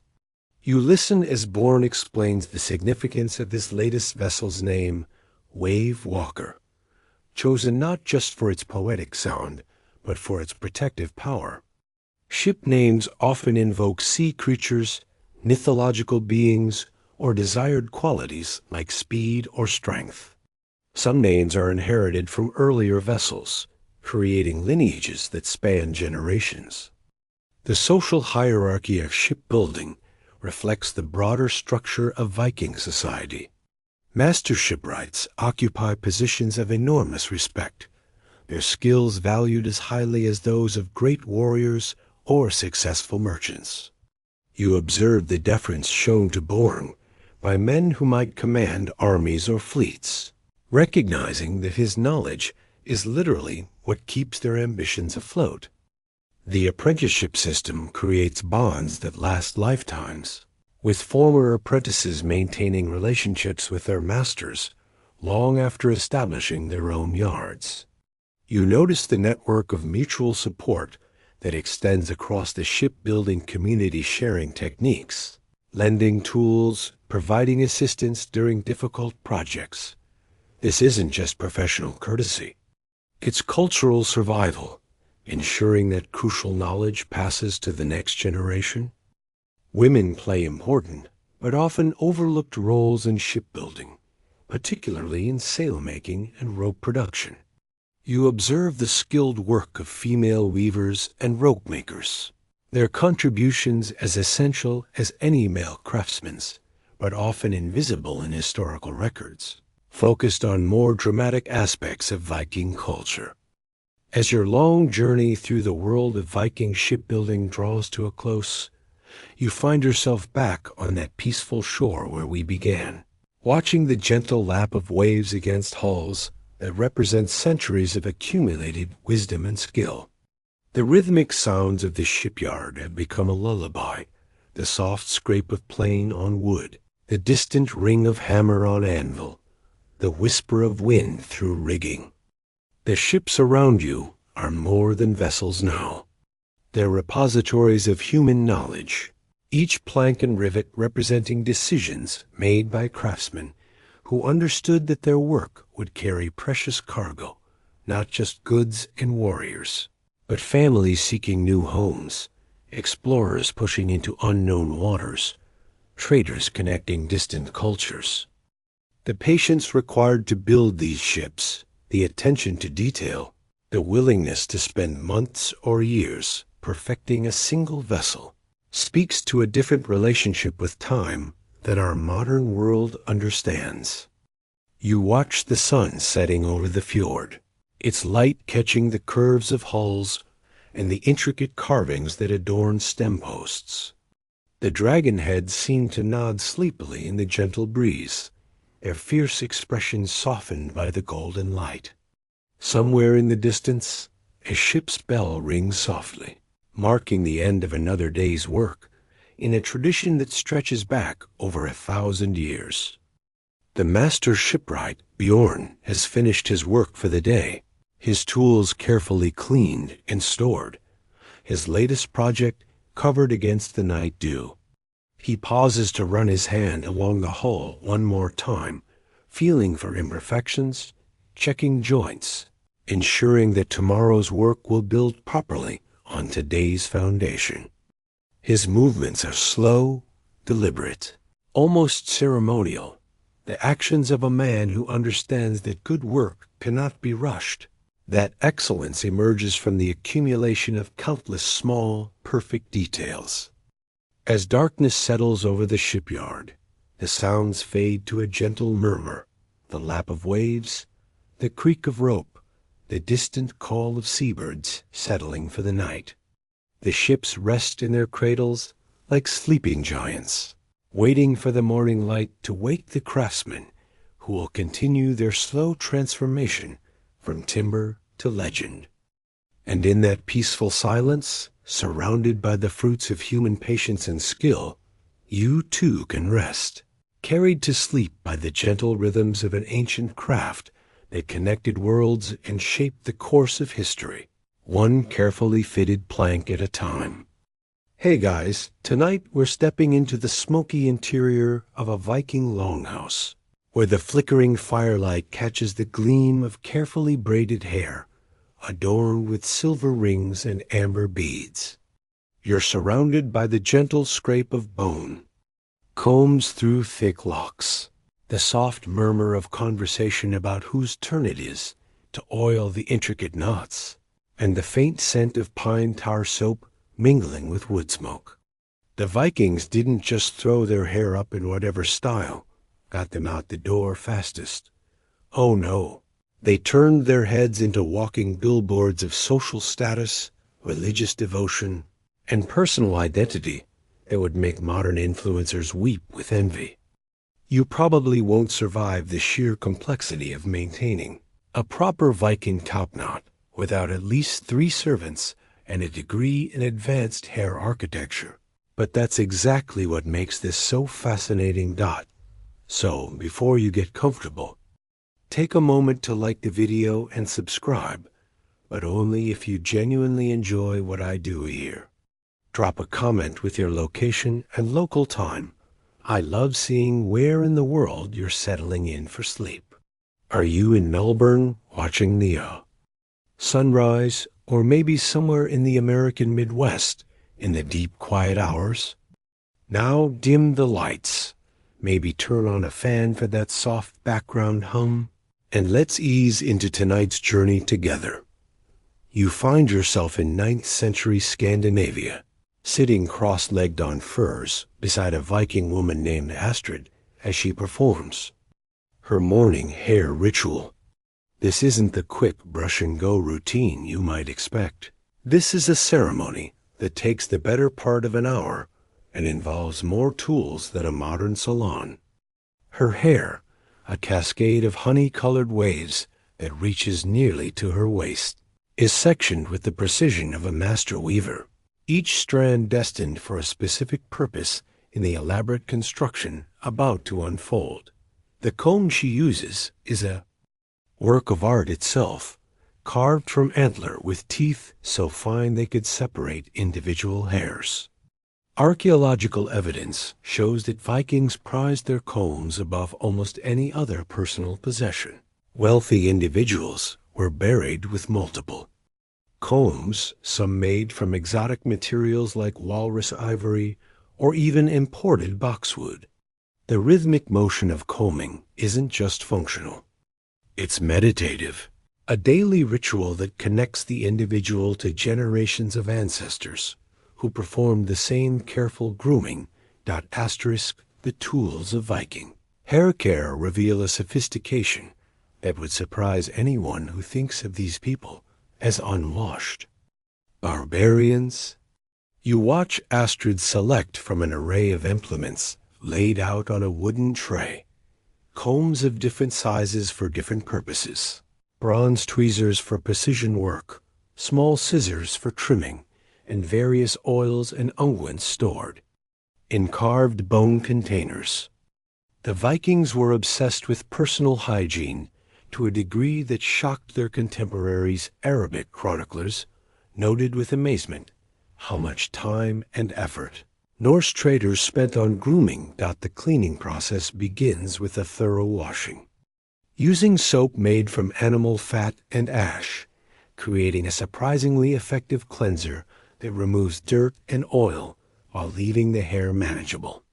You observe Astrid working the soap through her hair with practiced movements, her fingers massaging the scalp in patterns that seem almost ritualistic. The soap isn't scented with modern fragrances, but carries the clean, sharp smell of lye, balanced with herbs like meadowsweet or birch leaves. After washing comes the conditioning treatment, a mixture of rendered animal fat, beeswax, and various plant oils that Vikings applied to keep their hair soft and manageable in the harsh northern climate. The formula varies by region and season, with some adding pine resin for its preservative qualities or crushed berries for color enhancement. You watch as Astrid works this mixture through her hair, paying special attention to the ends where the hair is oldest and most prone to damage. The drying process is equally methodical.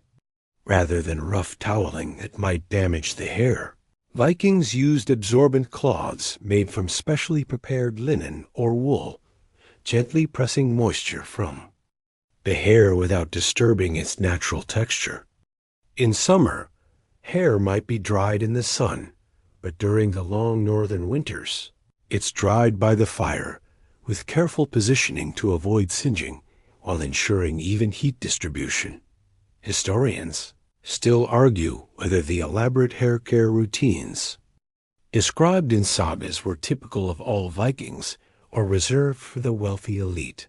But archaeological evidence suggests that even common farmers owned quality combs and grooming tools, indicating that hair care was a priority across all social levels. The basic structure of Viking hairstyles follows principles that would be familiar to any modern stylist, but with cultural meanings that run much deeper than mere fashion. You observe as Astrid begins the intricate process of sectioning her hair, dividing it into portions that will each serve a specific purpose in the final style. The parting isn't arbitrary. It follows traditional patterns that have been passed down through generations, each line carrying significance that extends beyond mere aesthetics. The foundation of most Viking hairstyles is the braid, but not the simple three-strand plait you might expect. You watch in fascination as Astrid demonstrates techniques that incorporate 4, 5, or even 7 strands, creating patterns that seem to shift and flow as they catch the light. Some braids are tight and functional, designed to keep hair secure during physical work or battle. Others are loose and decorative, meant to showcase the hair's natural beauty and the wearer's skill in arrangement. The placement of braids carries meaning that functions like a complex social code. Hair braided back from the temples and secured at the crown indicates a married woman, while loose hair with decorative braids woven through it suggests an unmarried maiden. Warriors often wore their hair in specific patterns that identified their clan or military unit, creating a visual language that could be read from across a battlefield. The tools for creating these elaborate braids are surprisingly sophisticated. You examine thin bronze wires that Vikings used to maintain braid structure, flexible enough to bend with the hair, but strong enough to hold complex patterns in place. Some braids incorporate these wires permanently, creating semi-permanent styles that could last for weeks with proper maintenance. The speed at which experienced Vikings could create these elaborate styles is remarkable. You time Astrid as she works, her fingers moving with the unconscious precision of someone who has performed these motions thousands of times.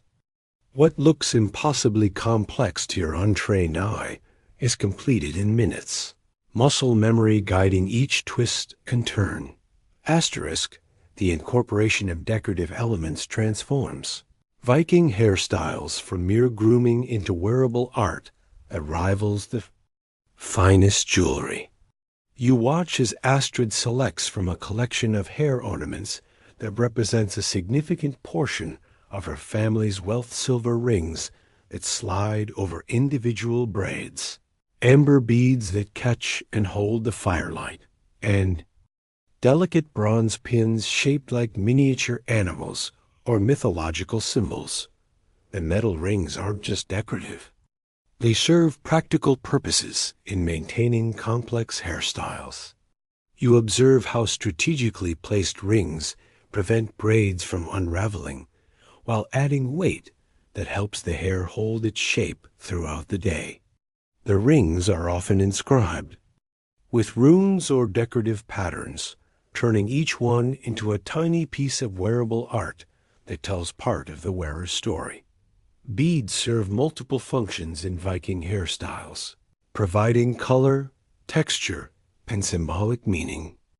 Amber beads, prized for their supposed magical properties, are often placed at specific points in the hair arrangement where they're believed to offer protection or enhance the wearer's natural beauty.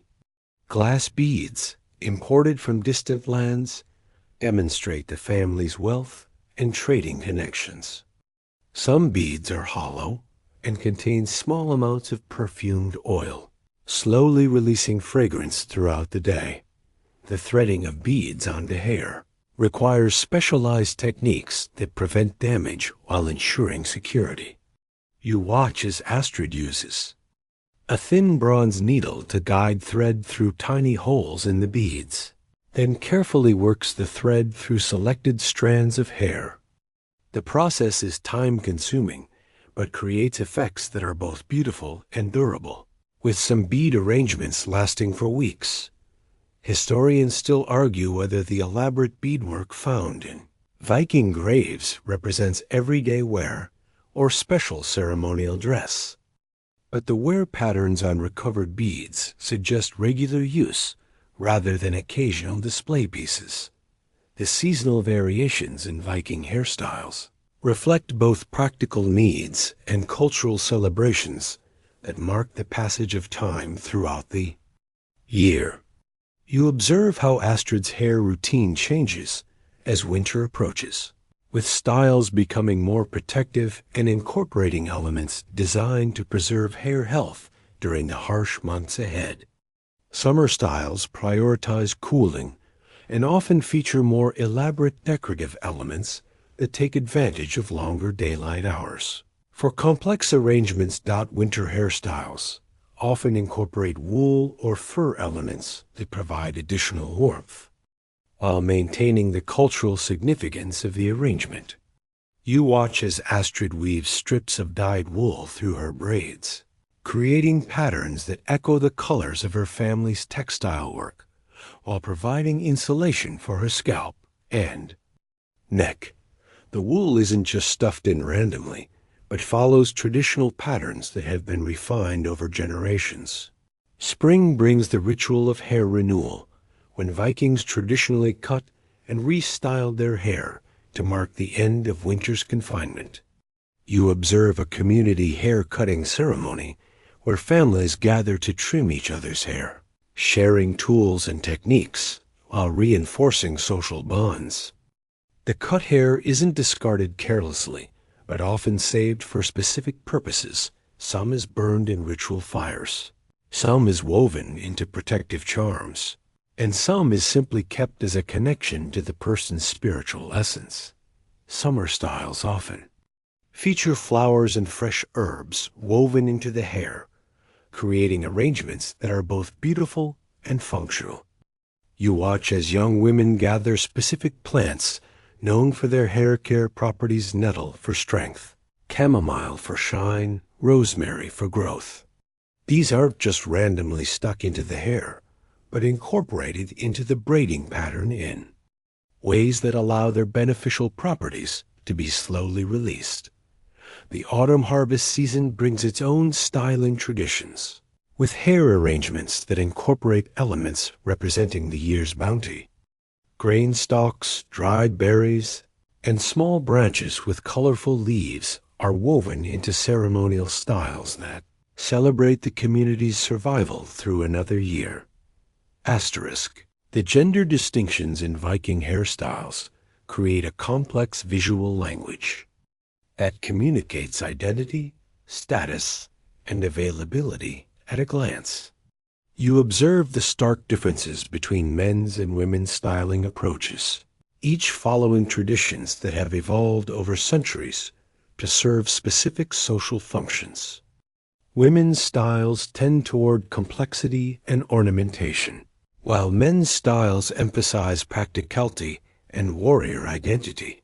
Though both can be equally elaborate in their own ways, men's hairstyles often center around the famous warrior's knot, tight top knot that keeps hair out of the face during combat while creating a distinctive silhouette that can be recognized from a distance. You watch a young warrior named Eric as he demonstrates the technique, gathering his hair at the crown of his head and securing it with a leather thong reinforced with bronze wire. The knot isn't just functional. Its height and tightness communicate the warrior's experience and status within his war band. The sides of men's heads are often partially shaved or closely cropped, creating dramatic contrast with the longer hair. On top, this isn't just a fashion choice, but serves practical purposes. It reduces the risk of enemies grabbing hair during close combat while making it easier to wear a helmet properly. You observe the careful attention paid to the transition between shaved and unshaved areas, creating clean lines that require regular maintenance to preserve their sharp appearance. Beards receive equal attention to head hair, with elaborate braiding and decoration that rivals any women's hairstyle in complexity. You watch as Eric works his beard into multiple small braids, each one secured with a tiny metal ring and arranged in patterns that identify his clan and achievements. Some warriors braid colored threads or small charms into their beards, creating displays that serve as both decoration and spiritual protection. Historians still argue whether the elaborate male hairstyles depicted in later medieval art accurately represent Viking Age practices or reflect later romanticized interpretations. But archaeological evidence of male grooming tools suggests that men indeed invested significant time and resources in their appearance. Asterisk. The religious and spiritual significance of Viking hairstyles extends far beyond mere vanity, connecting the wearer to cosmic forces and divine protection through carefully maintained traditions. You observe Astrid as she performs a blessing ritual over her hair before beginning the day's styling, invoking the protection of Sif, the goddess whose golden hair was said to represent the wheat fields of Midgard. The words she speaks are ancient, passed down through generations of women who understood hair as a conduit for spiritual energy. The direction of braiding carries deep significance in Viking spiritual practice.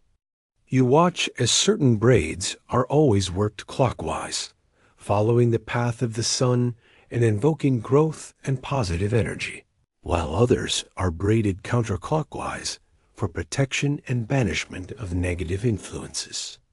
The number of strands in each braid isn't arbitrary.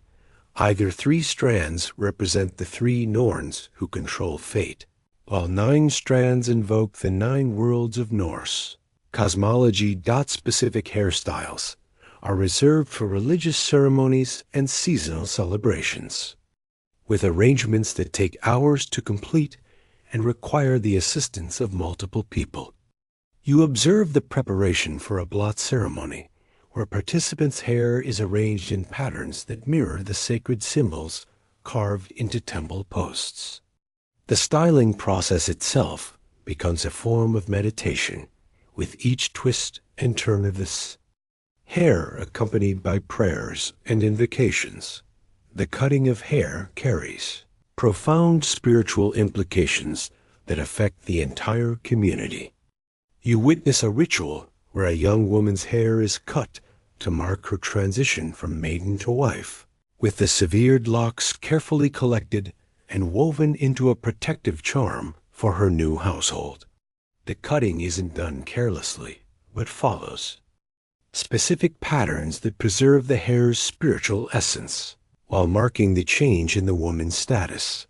Some hairstyles are believed to enhance the wearer's connection to the spirit world, with arrangements that supposedly make it easier to receive prophetic dreams or communicate with ancestors.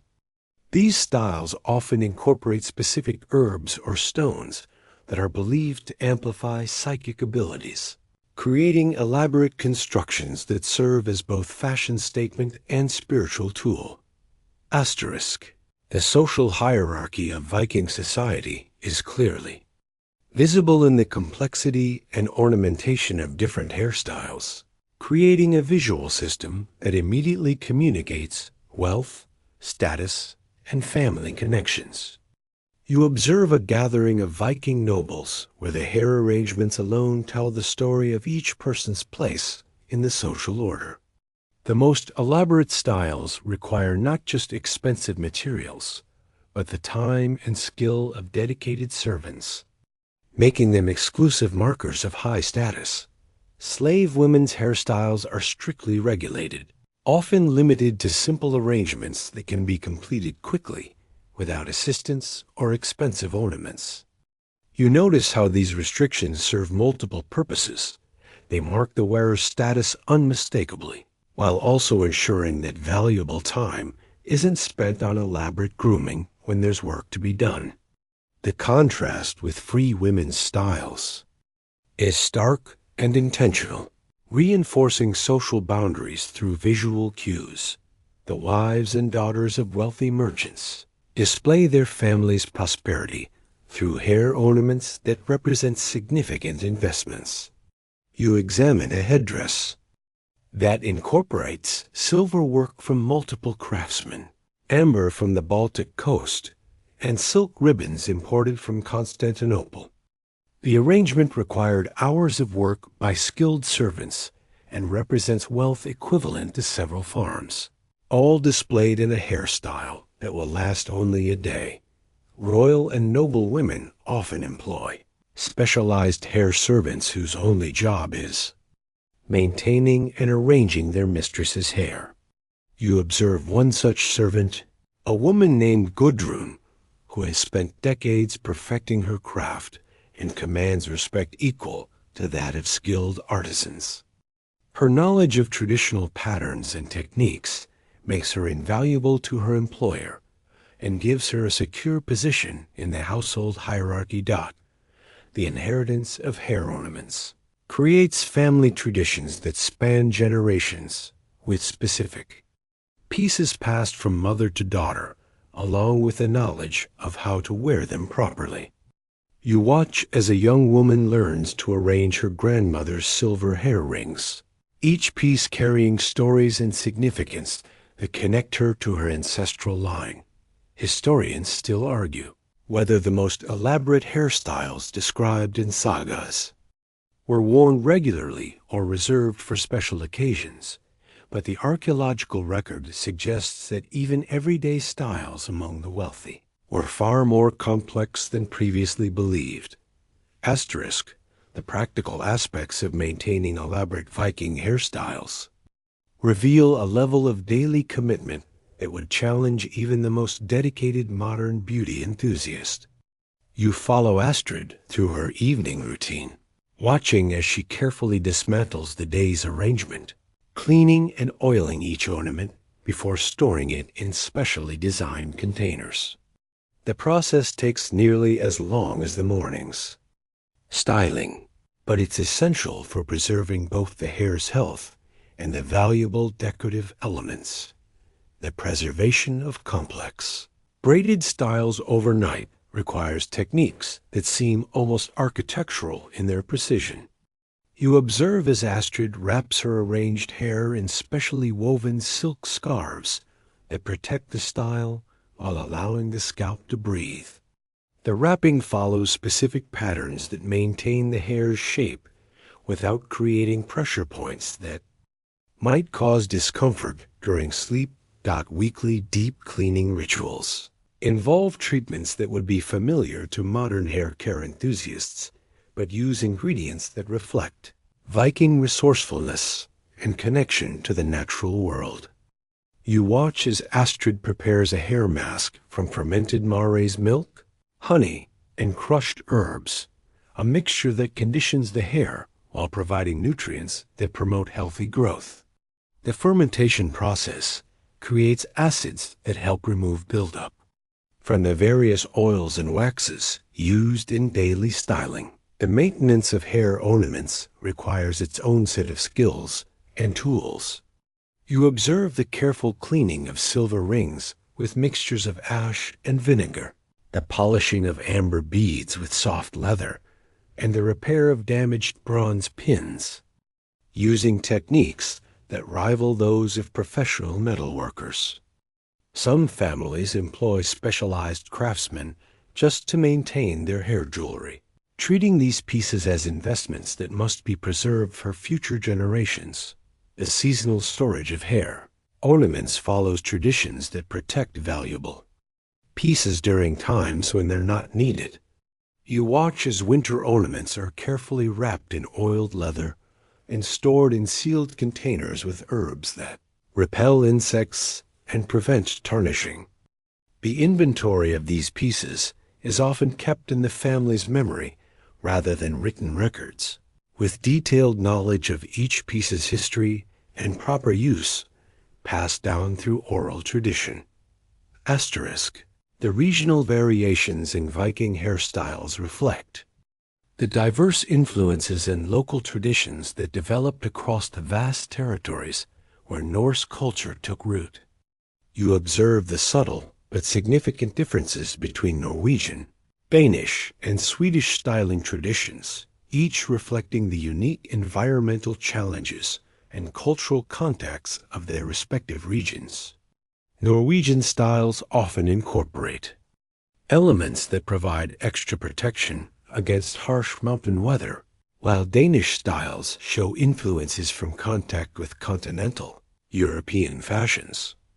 The Icelandic colonies developed their own distinctive styling traditions that adapted traditional techniques to local materials and conditions. You watch as an Icelandic woman demonstrates braiding techniques that incorporate local wool and patterns that provide extra warmth during the island's brutal winters. The isolation of these communities led to the preservation of some archaic styling techniques that had been abandoned in mainland Scandinavia, creating living museums of ancient hair traditions. The Viking settlements in England and Ireland show fascinating fusion styles that blend Norse techniques with local Celtic traditions.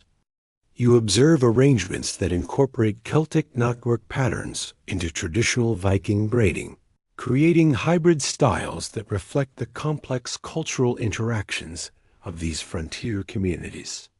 Some of these fusion styles became so popular that they were eventually adopted back into mainstream Scandinavian fashion. The Eastern trade routes brought influences from Byzantine and Islamic cultures that can be seen in the hair ornaments and styling techniques of Swedish Vikings involved in the river trade to Constantinople. You examine beads and ornaments that show clear Middle Eastern influences, along with braiding patterns that seem to echo Islamic geometric designs.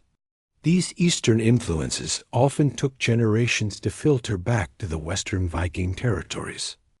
Greenland and North American settlements developed the most extreme adaptations, with hairstyles that prioritized survival over decoration.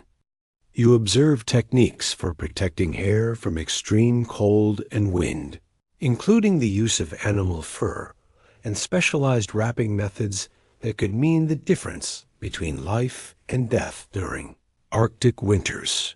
Historians still argue whether these regional variations represent genuine cultural evolution or simply different interpretations of the same basic traditions. But the archaeological evidence suggests that Viking hair culture was far more diverse and adaptable than previously understood. Asterisk. The training and education required to master Viking hairstyling techniques reveals a sophisticated system of knowledge transfer that rivals any modern professional program. You observe a young girl named Sigrid as she begins her apprenticeship in hair arrangement, starting with the most basic techniques and gradually working toward the complex patterns that mark a true master. The learning process takes years and involves not just technical skills, but cultural knowledge that connects each style to its proper social context. The teaching methods rely heavily on repetition and muscle memory, with students practicing the same braiding patterns hundreds of times until they can create them without conscious thought. You watch as Sigrid's fingers gradually develop the strength and dexterity needed for complex work, her movements becoming smoother and more confident with each practice session. The progression from simple three-strand braids to elaborate multi-strand patterns follows a carefully structured curriculum that has been refined over generations.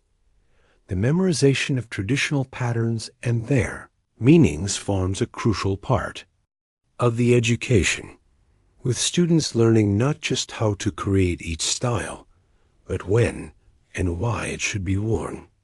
You observe oral examinations where students must recite the significance of different arrangements, the proper occasions for their use, and the stories behind their development. This knowledge is considered as important as the technical skills, as improper use of a hairstyle can cause serious social offense. The master-apprentice relationship extends beyond mere technical instruction to include guidance in the cultural and spiritual aspects of hair arrangement.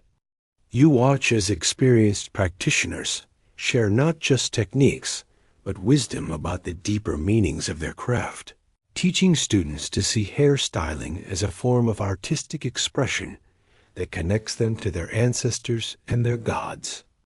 Graduation from apprentice to master involves a formal ceremony where the student must demonstrate mastery of all traditional techniques, while creating an original arrangement that shows both technical skill and artistic vision. You observe such a ceremony, noting the solemnity with which the community treats this milestone and the respect accorded to those who achieve master status. Asterisk, the tools and implements used in Viking hairstyling represent a sophisticated technology that evolved over centuries to meet the specific needs of complex hair arrangements. You examine a master stylist's tool collection, noting implements that seem almost surgical in their precision and specialization. Each tool serves a specific purpose and requires its own maintenance routine to keep it in optimal condition. The combs represent the pinnacle of Viking craftsmanship, with the finest examples requiring months of work by skilled artisans. You observe the creation of a luxury comb from walrus ivory, watching as the craftsman carefully shapes each tooth to the exact specifications needed for different types of hair work. The spacing between teeth, the angle of the cutting edge, and the smoothness of the finish all affect the comb's performance and durability. Specialized braiding tools include thin bronze wires that can be woven into hair to maintain structure, flexible pins that hold arrangements without damage, and small weights that help complex styles hang properly. You watch as these tools are used in combination to create effects that would be impossible with any single implement, demonstrating the sophisticated understanding of physics and engineering that underlies Viking hair artistry. The preparation and maintenance of styling products requires its own set of tools and techniques. You observe the creation of hair oils using specialized presses that extract essences from plants and seeds, the mixing of waxes and fats in precise proportions, and the storage of finished products in containers designed to preserve their properties. Over long periods, the portability of styling tools reflects the mobile nature of Viking society, with traveling sets that contain everything needed to maintain elaborate hairstyles during long journeys. You examine a compact kit that includes miniature versions of essential tools, concentrated styling products, and even emergency repair supplies for damaged ornaments. Historians still argue whether the most sophisticated tools found in archaeological contexts were used by professional stylists or wealthy individuals. But the complexity of some implements suggests a level of specialization that implies professional hair care services. Asterisk, the ceremonial and ritual aspects of Viking hairstyling reach their peak during major life transitions and religious observances, where hair arrangements become central elements in community celebrations. You observe the preparation for a wedding ceremony, where the bride's hairstyling takes on significance equal to any other aspect of the ritual. The arrangement must follow traditional patterns while incorporating elements that reflect the specific families being joined and the hopes for the new household. The wedding hair ceremony involves multiple participants, with female relatives and friends, each contributing to the final arrangement. You watch as different women work on separate sections of the bride's hair, each adding elements that represent their relationship to the bride and their wishes for her future. The process becomes a form of blessing, with each twist and braid, accompanied by prayers and good wishes. Funeral rites include specific hair arrangements for both the deceased and the mourners, with styles that honor the dead while providing comfort to the living. You observe the careful preparation of a deceased woman's hair, arranged in patterns that will help her spirit navigate the afterlife while preserving her dignity in death. The mourner's hair is arranged in specific patterns that mark their grief, while maintaining the social order during a time of disruption. Coming-of-age ceremonies feature dramatic changes in hairstyle that mark the transition from child to adult status. You watch as a young man's hair is cut and restyled to reflect his new responsibilities and privileges, with the ceremony serving as both celebration and solemn acknowledgement of the changes ahead. The cut hair is often preserved and used in protective charms for the young person's future endeavors. Religious festivals throughout the year feature specific hairstyles that honor different gods and goddesses, with arrangements that echo the attributes and stories associated with each deity. You observe the preparation for a harvest festival where participants' hair is arranged to represent the abundance of the season, with decorative elements that mirror the colors and textures of the gathered crops. The influence of Viking hairstyles on surrounding cultures reveals the far-reaching impact of Norse fashion and the complex cultural exchanges that occurred throughout the medieval period. You observe how Viking styling techniques spread along trade routes, carried by merchants and settlers who brought their grooming traditions to new lands.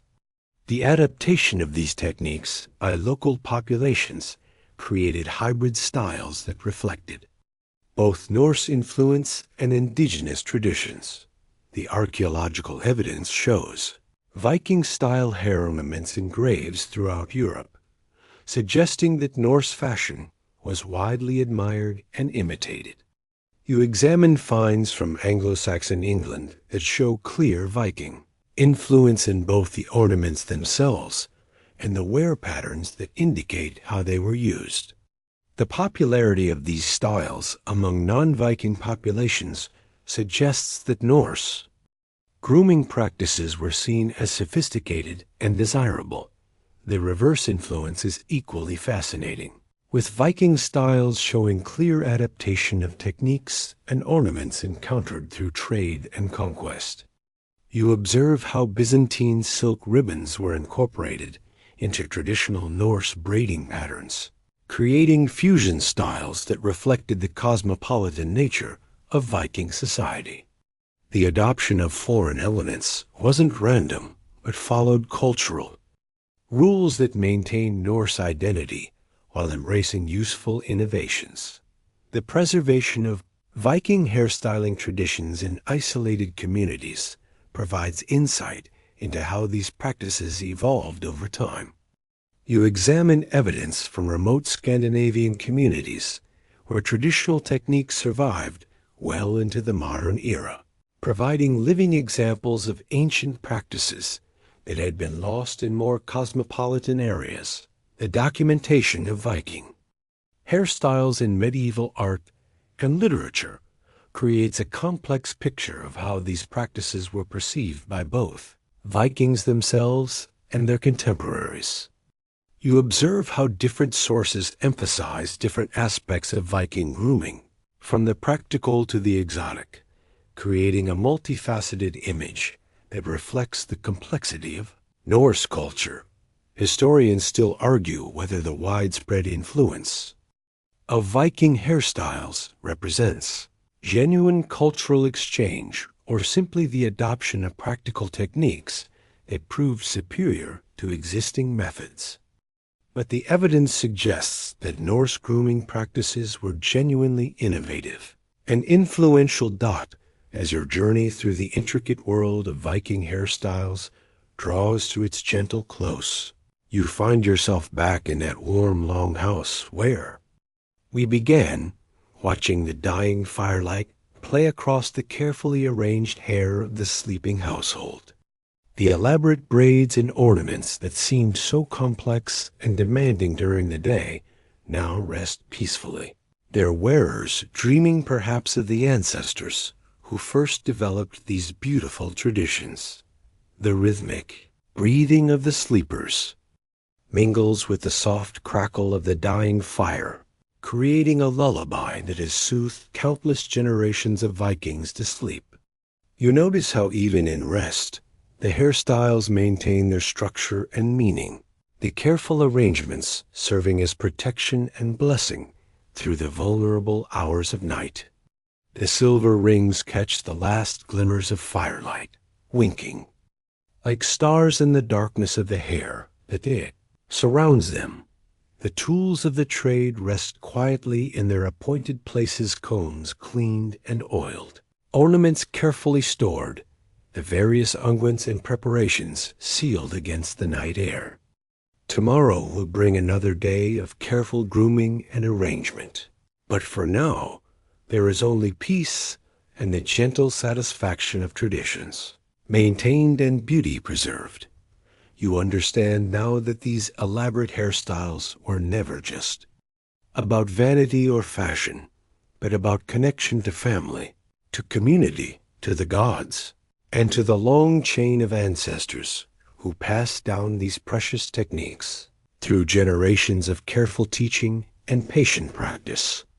Each braid told a story, each ornament carried meaning, each arrangement served as both art and prayer, beauty and identity, woven together in patterns as complex and enduring as the culture that created them. The wind outside whispers through the eaves of the longhouse, carrying with it the scent of pine and sea salt, the eternal fragrances of the northern lands where these traditions were born.